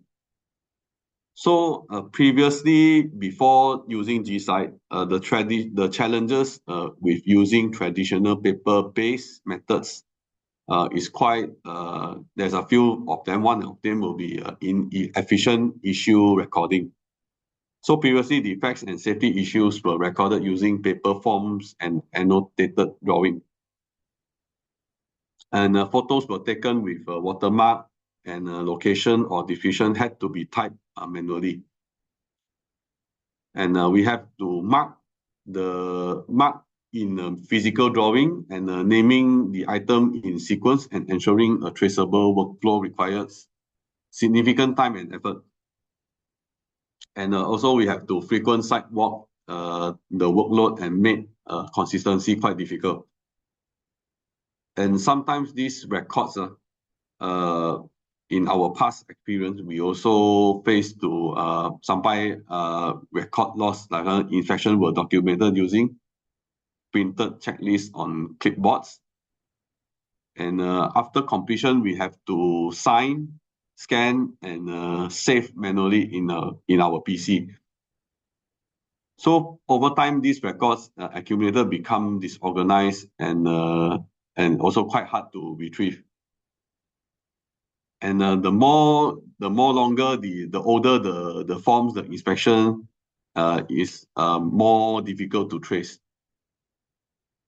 And NCR often issued through WhatsApp or informal communication. And without proper documentation, evidence could sometimes lost, and sometimes we have to like back charge. Some subcom also become impossible because of the lost record. And most of the record were scattered across PDF, photos, chat groups, and paper files, which is quite tedious when you have to trace back all the records and documents.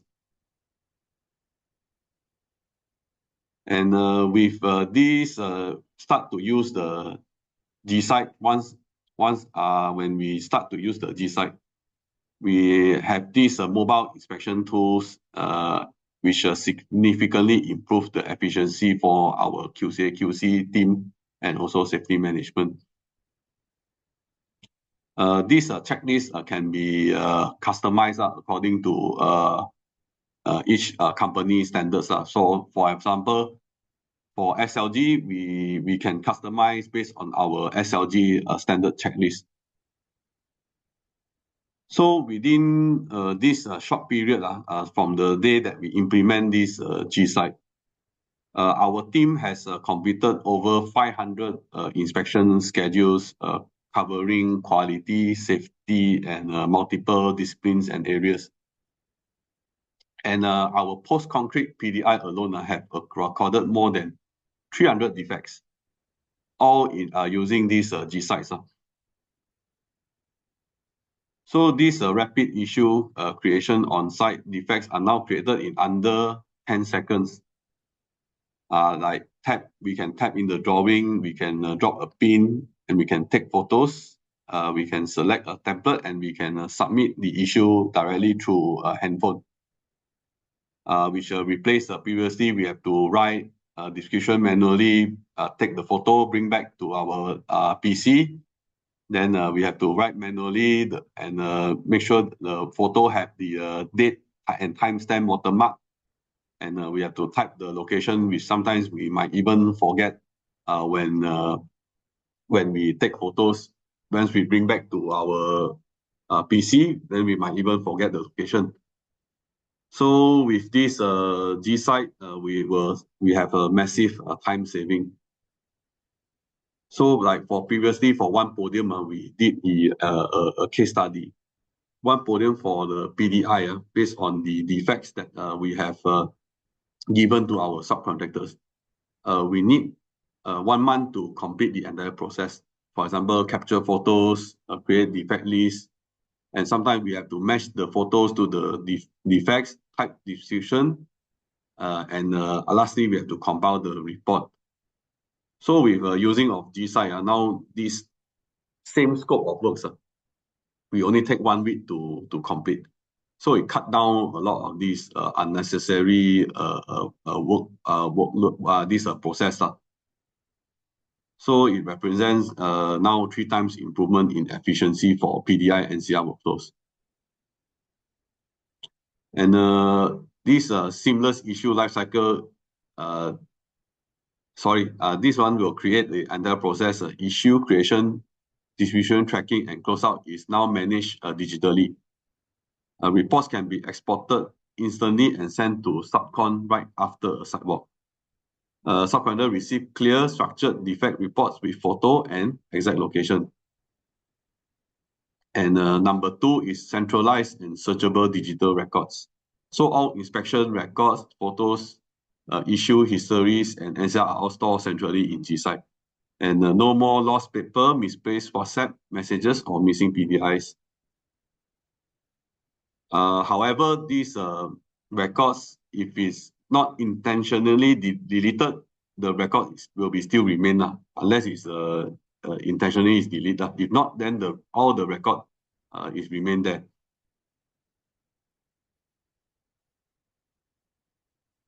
So on the search, filter, and retrieve inside the system, also GSight also allow location, discipline, inspector status, and even types of defects all can be retrieved from these GSights. And all these can also ensure this will be full accountability for all parties. And GSight also will have this document management. So previously, if we are using NAS-based system or like, for example, using Google Drive, all the files were stored for example, if you are using NAS, all the files were stored in the NAS drive, which also required manual copy, paste, rename, and version controls. Every file had to be uploaded to the correct folder, and folder structure needed to be carefully managed. And sometimes we also have issues like file have been misplaced. And we also found that sometimes we also encounter, for example, duplicate versions of files. And also inconsistent naming created all these unnecessary confusion. And we also sometimes, if you are using NAS, for example, you have limited access. Because sometimes this NAS is only restricted to like office. And sometimes let's say we are outside, we need to retrieve the files. We cannot retrieve the files from outside. We need to go back to office. And even like for subcon, we won't share the NAS or the server, allow the subcon to access this NAS folder as is considered PNC. And sometimes we have to save the file manually, then only we can send out, which might sometimes lead to misunderstanding if we correct the incorrect version of the file. But once we use GSite, we found out that we have rolled out about 11,000 files, about 11,500 files, including our files which upload in GSite, for example, like contract, meeting minutes, survey reports, technical documents, administrative records. So everything will be stored in these GSites. And all these documents or files we can access anywhere by using a laptop or even a handphone. So all the team members or the project stakeholders can access all the file by using a handphone. So this will avoid duplicate work means we don't have two times work . So there is no need to switch between different software or maintain a separate version. And uploading, editing, and distributing a file now follows one streamlined process. And this greatly reduces duplicated effort and minimize the chance of outdated versions circulating. Number two, seamless cross-module file referencing. You'll create a seamless cross-module file referencing. So any file stored in the document module can be attached directly to RFIs, submissions, issues, inspections, and reports. And all after the approval of closeout, PDF outputs and attachment can be archived back into the correct folder in one click. And these control files, all these control file shares can be shared externally through secure share links. We can share the files through links, which we can allow the subcontractor to view the document without accessing the internal share drive. So anything, the folder which you don't want to share is okay, because we only can share the link, and the subcon only can view the file through the links that we shared. So from all of this, we help us gain a bit of efficiency and also some time savings. So centralized cloud-based document management helps to reduce time spent on searching for files, organizing folders, copy paste, renaming files, version updates, and distribute documents. So we don't know how to measure the exact percentage, but from what I see is about we cut down about 50% of our time of handling all these documents. So the key outcome for these GSites for all these documents control is better control, faster retrieval, and we have fewer errors, and a higher transparency, and we have a consistent version across all the teams.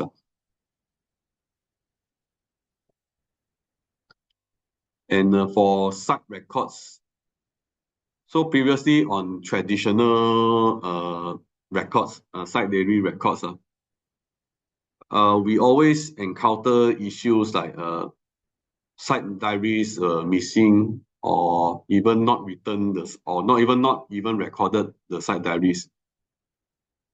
And sometimes these handwritten entries can be misplaced, incomplete, or even difficult to reference later.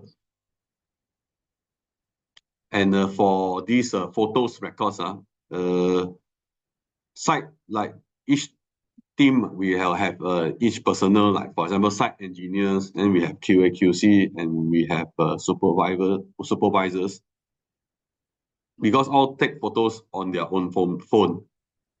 And sometimes they will share all the photo in a WhatsApp group chat, which is quite common nowadays. So sometimes we want to trace back the photos that they shared. It's quite difficult to trace. We have to either open the WhatsApp, we have to trace it manually.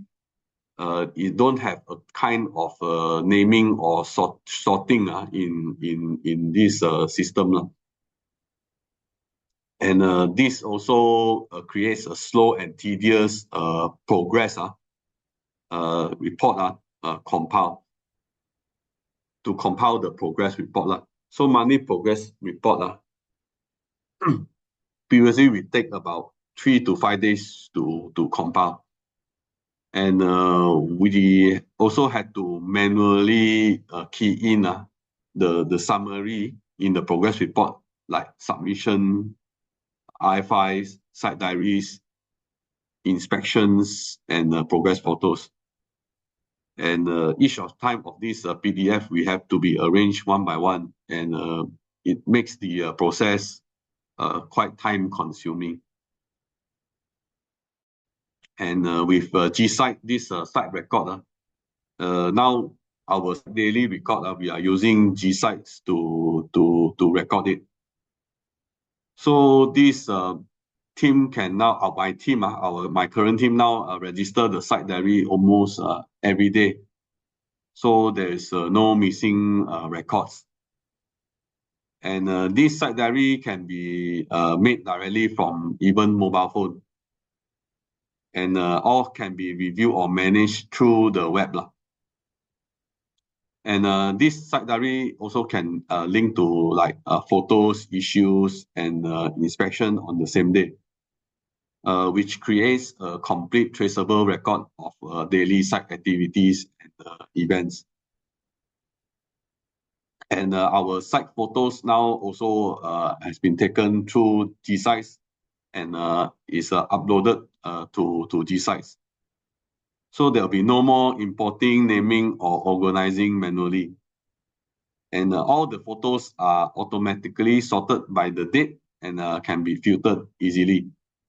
And GSite also has this built-in watermark.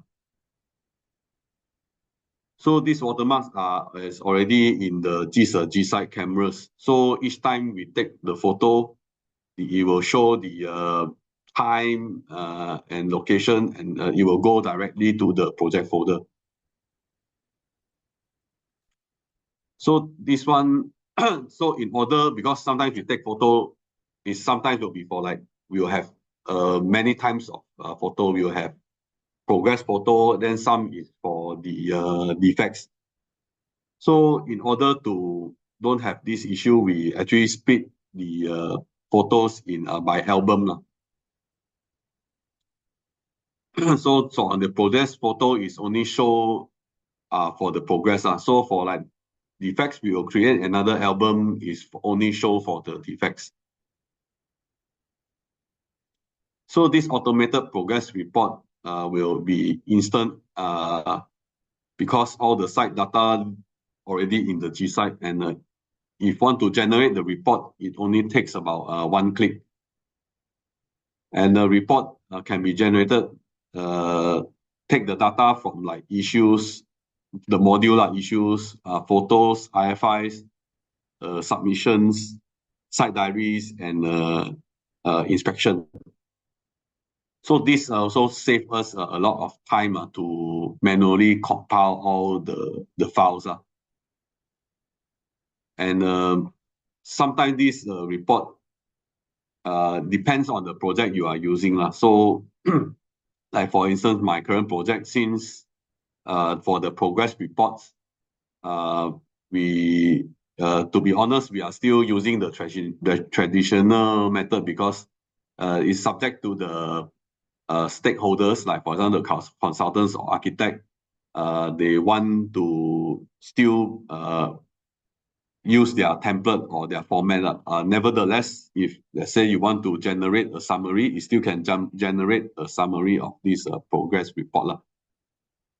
So the key benefit of using GSite is all sites record in one place, and everything is fully digital and traceable. And the photos, we'll never lose photos or site diary entries again. And you have a faster progress monitoring through organized filtered cloud photos, and instant reporting with automated PDF generation, and you have a higher transparency and accountability across all the operations. Next slide. Okay, on the project monitoring and data access. Previously before GSite, we also encounter some problems with the tracking method. So for example, like our status tracking was previously all done in Excel, which required manual update and also constant follow-up. And sometimes the data on the subcontractor performance, which will have like unresolved issues, RFIs, submissions, and site risk, is kind of scattered across multiple files, and it's quite difficult to detect delays early. So each time this delay, if only reacted after the issue have been escalated, then only people start to react. So with this dashboard, as just now Alfred shown in his slide, so this GSite dashboard will have all the tracking data into one single real-time view. And this key metric previously scattered across Excel sheet, emails, and chats can now be summarized in one central interface. So, for example, me as a senior project manager, I can view the dashboard. I can check for number of open issues and some items like overdue, which are yet to resolve, and RFIs that are pending or any new RFI has been raised. And this one is with the consultants, and with the subcon, which will be like memos or these are issues that we have put in or raised in my team raised in the GSite, not closing. Everything can be viewed in one dashboard.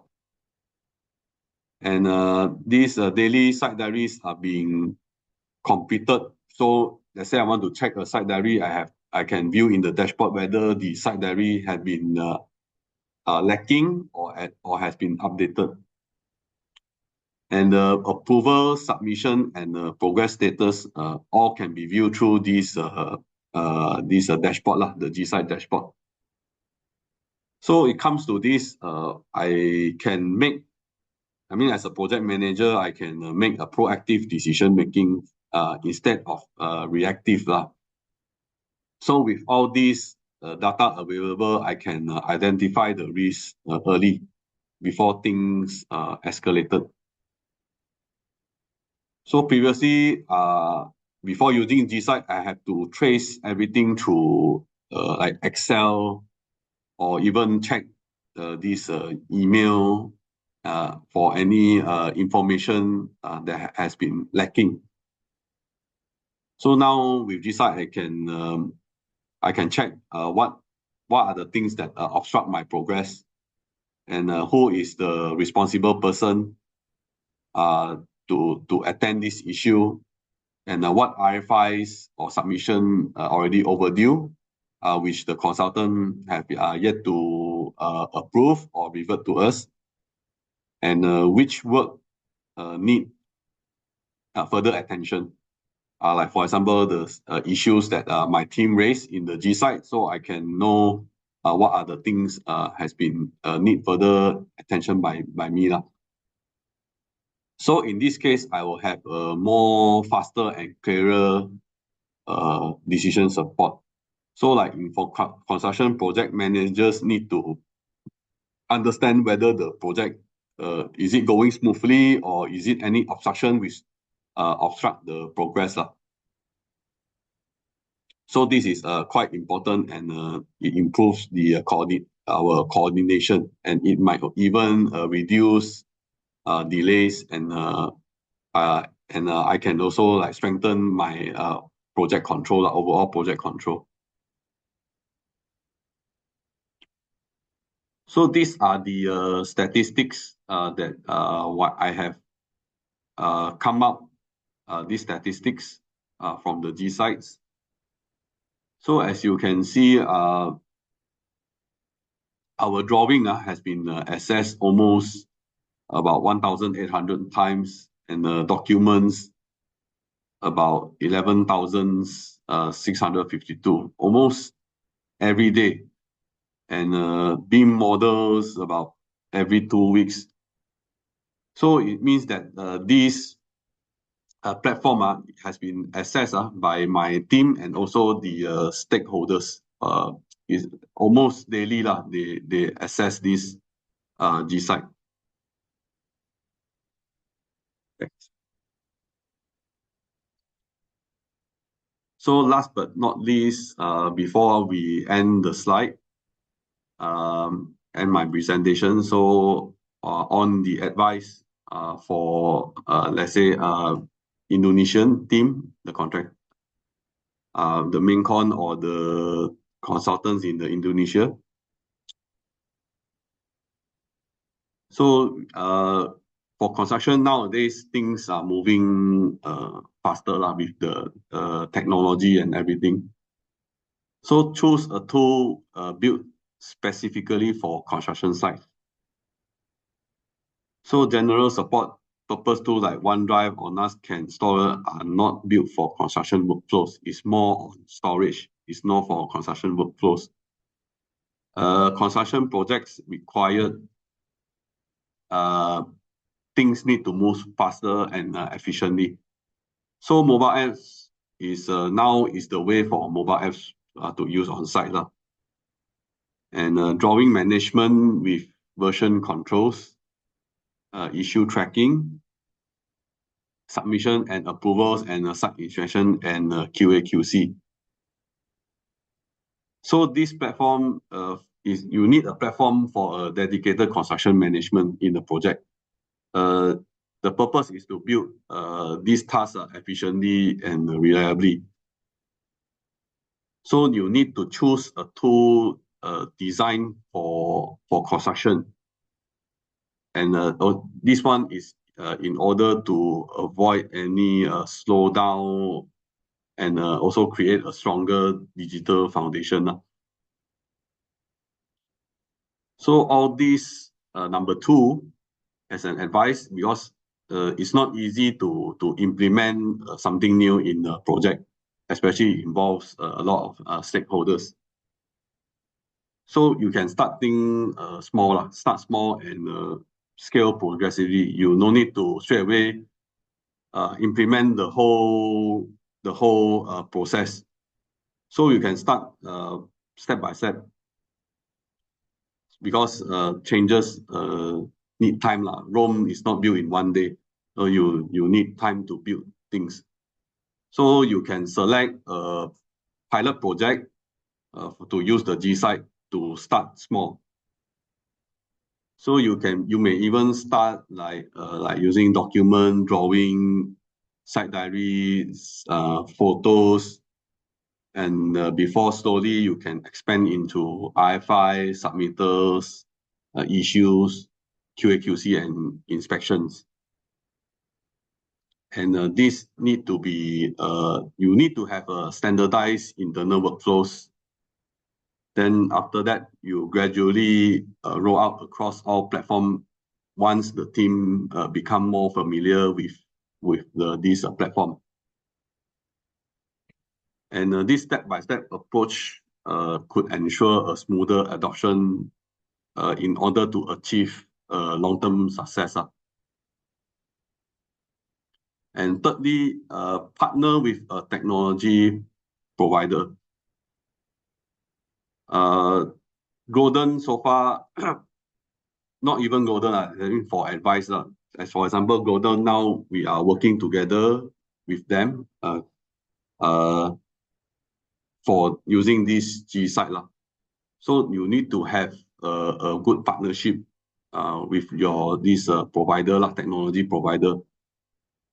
So in our case, with Golden, we work closely together with them, and we try to continuously improve the product sometimes based on the on-site usage, because each site or each project might be different. So our collaboration with Golden is end of the day is to create a win-win outcome lah. So like for us SLG, we are benefit from a better and more tailored solution. And for Golden, they also gain a valuable feedback to enhance their platform for the industry lah, for the construction industry. And we don't want to have certain kind of like software provider. Once they done their sales, then they stop engaging us. And sometimes we give them feedback, but no improvement. And we start with the same interface. So need to work along with the technology provider and make sure that they always attend to solve all the problems. So at this moment, I think Golden they are quite good on this. They always do follow-ups. We have WhatsApp group chats. So any issue we can highlight to them, and they will immediately resolve, or certain things that we need to improve further on the platform, and they will try to improve them as well. And number 4, in order things to be success, it involves everyone. Everyone have to work together, from technology provider, contractor, consultants, subcons. So everyone must be in the same direction and work towards the same goal. So in conclusion, digital transformation in construction requires the right tools and right strategy and the right partner. So by choosing a construction-specific platform, starting small and fostering strong collaboration among all parties, and any organization can build a successful common data environment and elevate the project further. And okay, so thanks for, I will end my slide, and thank you very much. Thank you, Mr. Yo. Such a wonderful presentations. Please allow me to have some summary in Bahasa Indonesia for the audience. Jadi tadi presentasi yang sangat menarik ya dari Mr. Yo dari SLG Constructions. Saya bisa membantu menyimpulkan ya ada beberapa hal.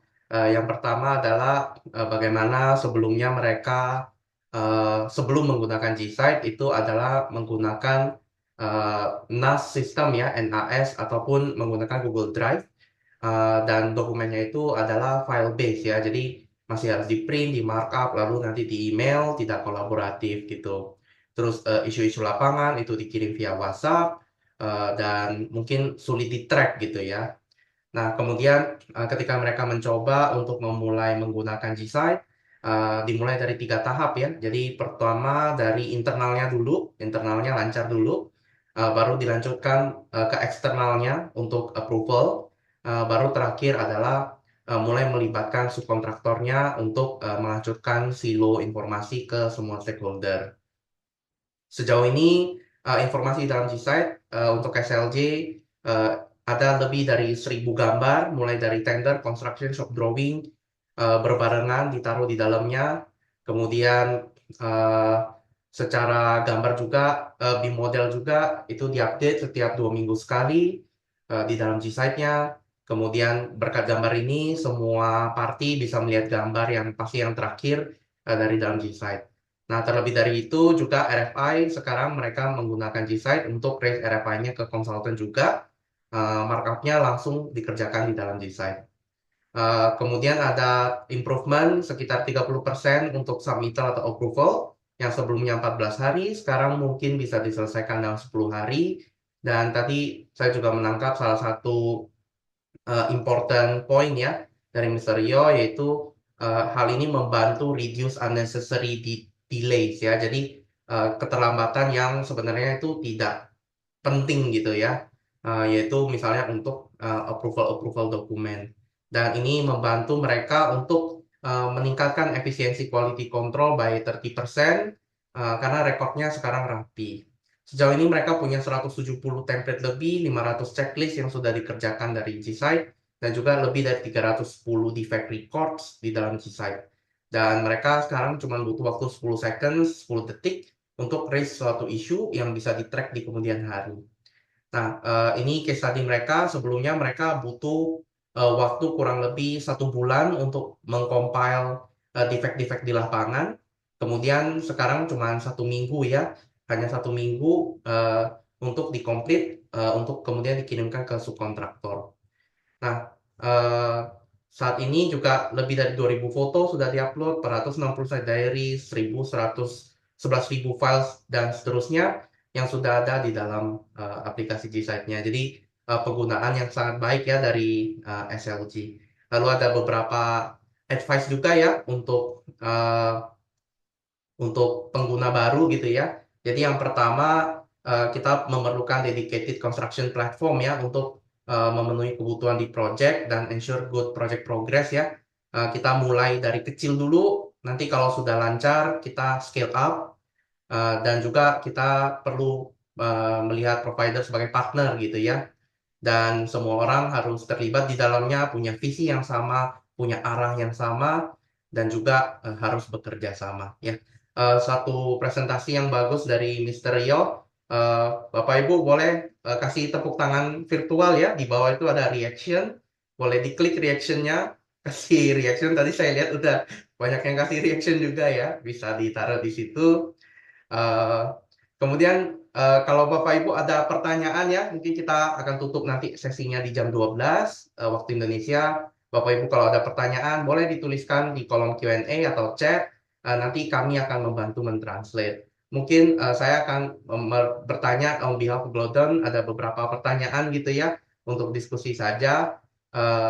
Maybe I will try to convey in English lah. So, Mr. Yo, such a great presentation. Maybe from us, we would like to know um, for you, as what you understand, what are the biggest challenge that you face during the implementation? Just now, you also mentioned that building Rome needs a lot of time, right? It's not one day. Yeah. So overall, what are the main challenges that you face, and how do you think the team solved it during the implementation stage? To convince the stakeholders to use the platform because they are so used to those traditional methods. So sometimes you have to really convince them, and even sometimes sorry to say, we have to force them also to standard. And we said everything we submit through the G-Site lah, so we don't use the like email, all this. So we have to stick to the plan and the direction and no choice in order to make it everyone to use. So the challenges is to actually to convince them, and even like for my subcontractors also the same. We have to conduct a lot of training, and one thing good is they are cooperative lah. They did raise issues. They have issues on the G-Site. They raise, and we will attend to it lah. And also we also sometimes they are in the group chat in this Golden Team Malaysia as well. So anything they raise up, and we quickly resolve it. These are to me is the challenges is to implement it. Okay. Then we still have to stick to the plan.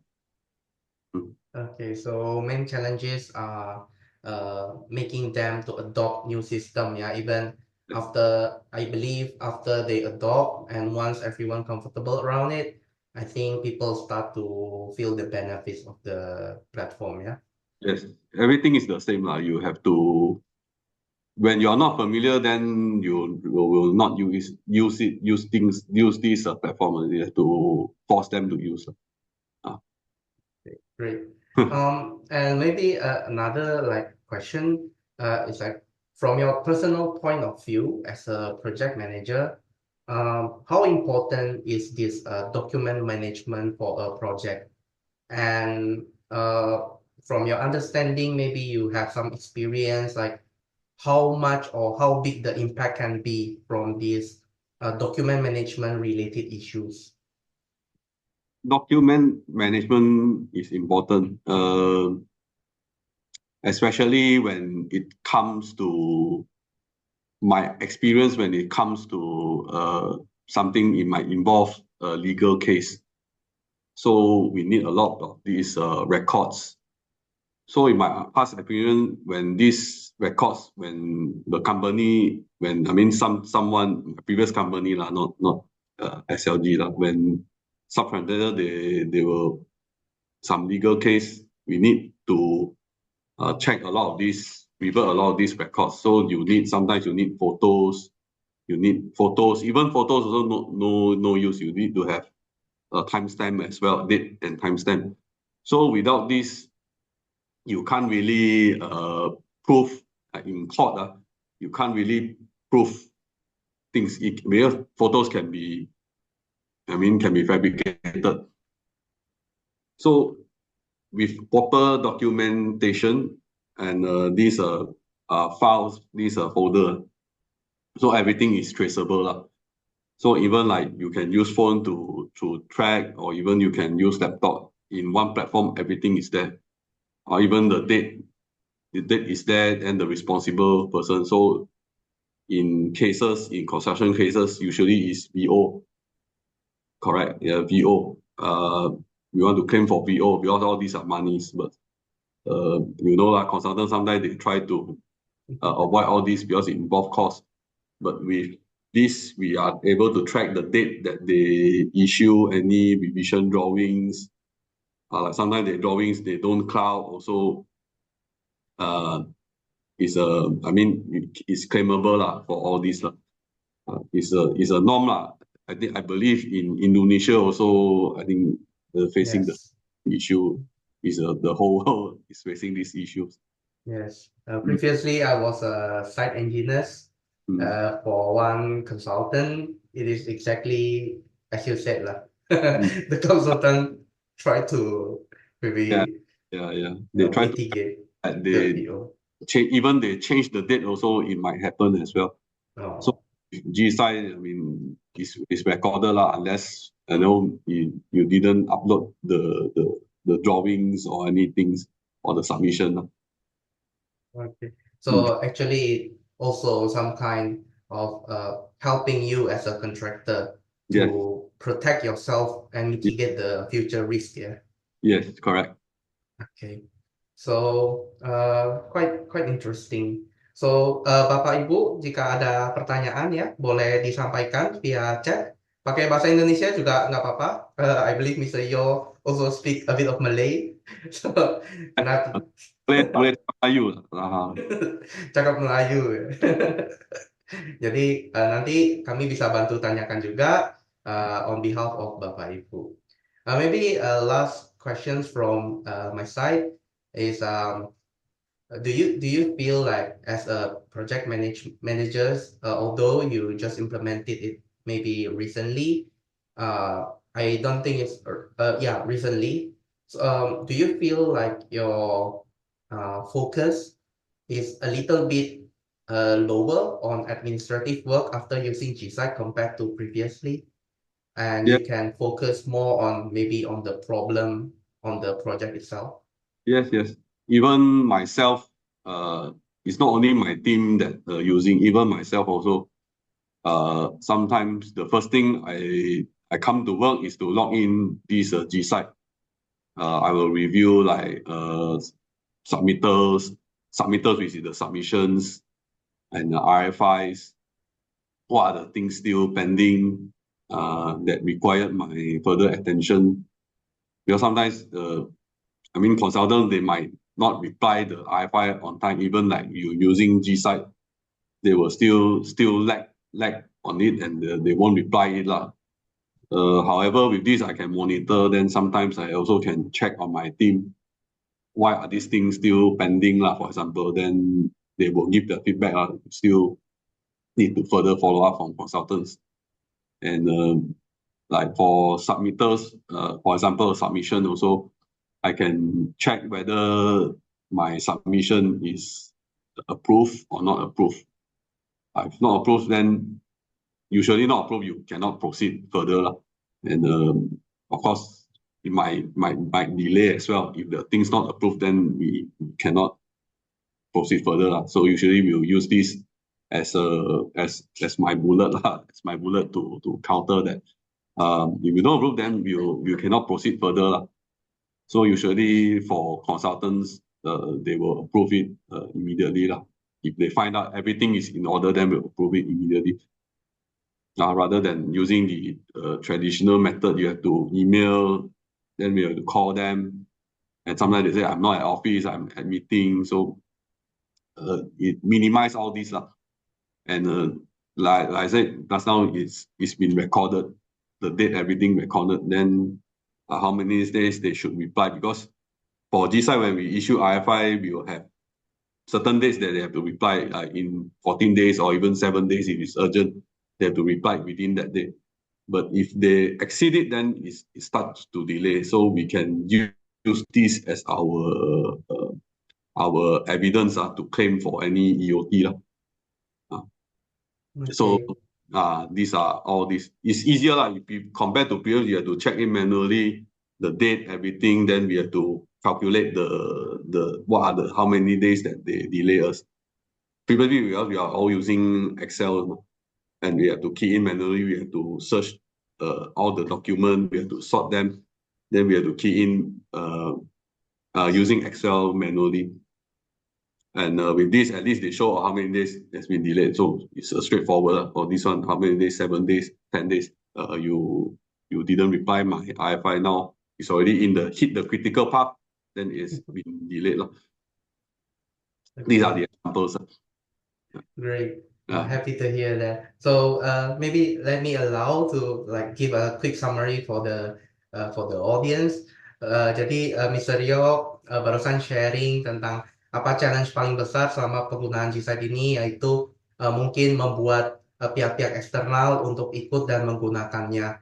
Tapi sebenarnya dari kebutuhan dari kontraktor dari SLG adalah melindungi diri mereka, mempersiapkan untuk mungkin isu atau dispute yang akan datang, sehingga mereka juga mungkin sedikit melakukan sedikit paksaan gitu ya, bahwasanya semua dokumen itu adanya di sana, kemudian mohon bantu dikerjakan di sana juga gitu. Dan ternyata setelah menggunakannya pun benefitnya dirasakan, walaupun terkadang mungkin walaupun RFI-nya ada di sistem, mungkin orangnya juga nggak buka, tapi lebih mudah bagi Mr. Yo untuk melakukan pemantauan, lebih mudah untuk melakukan reminder dan follow up.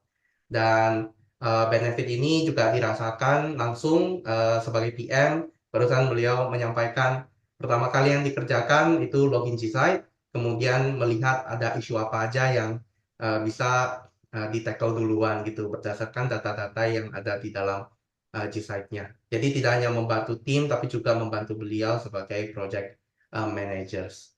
Okay, so I believe the time is approaching the end of this webinar, Mr. Yo.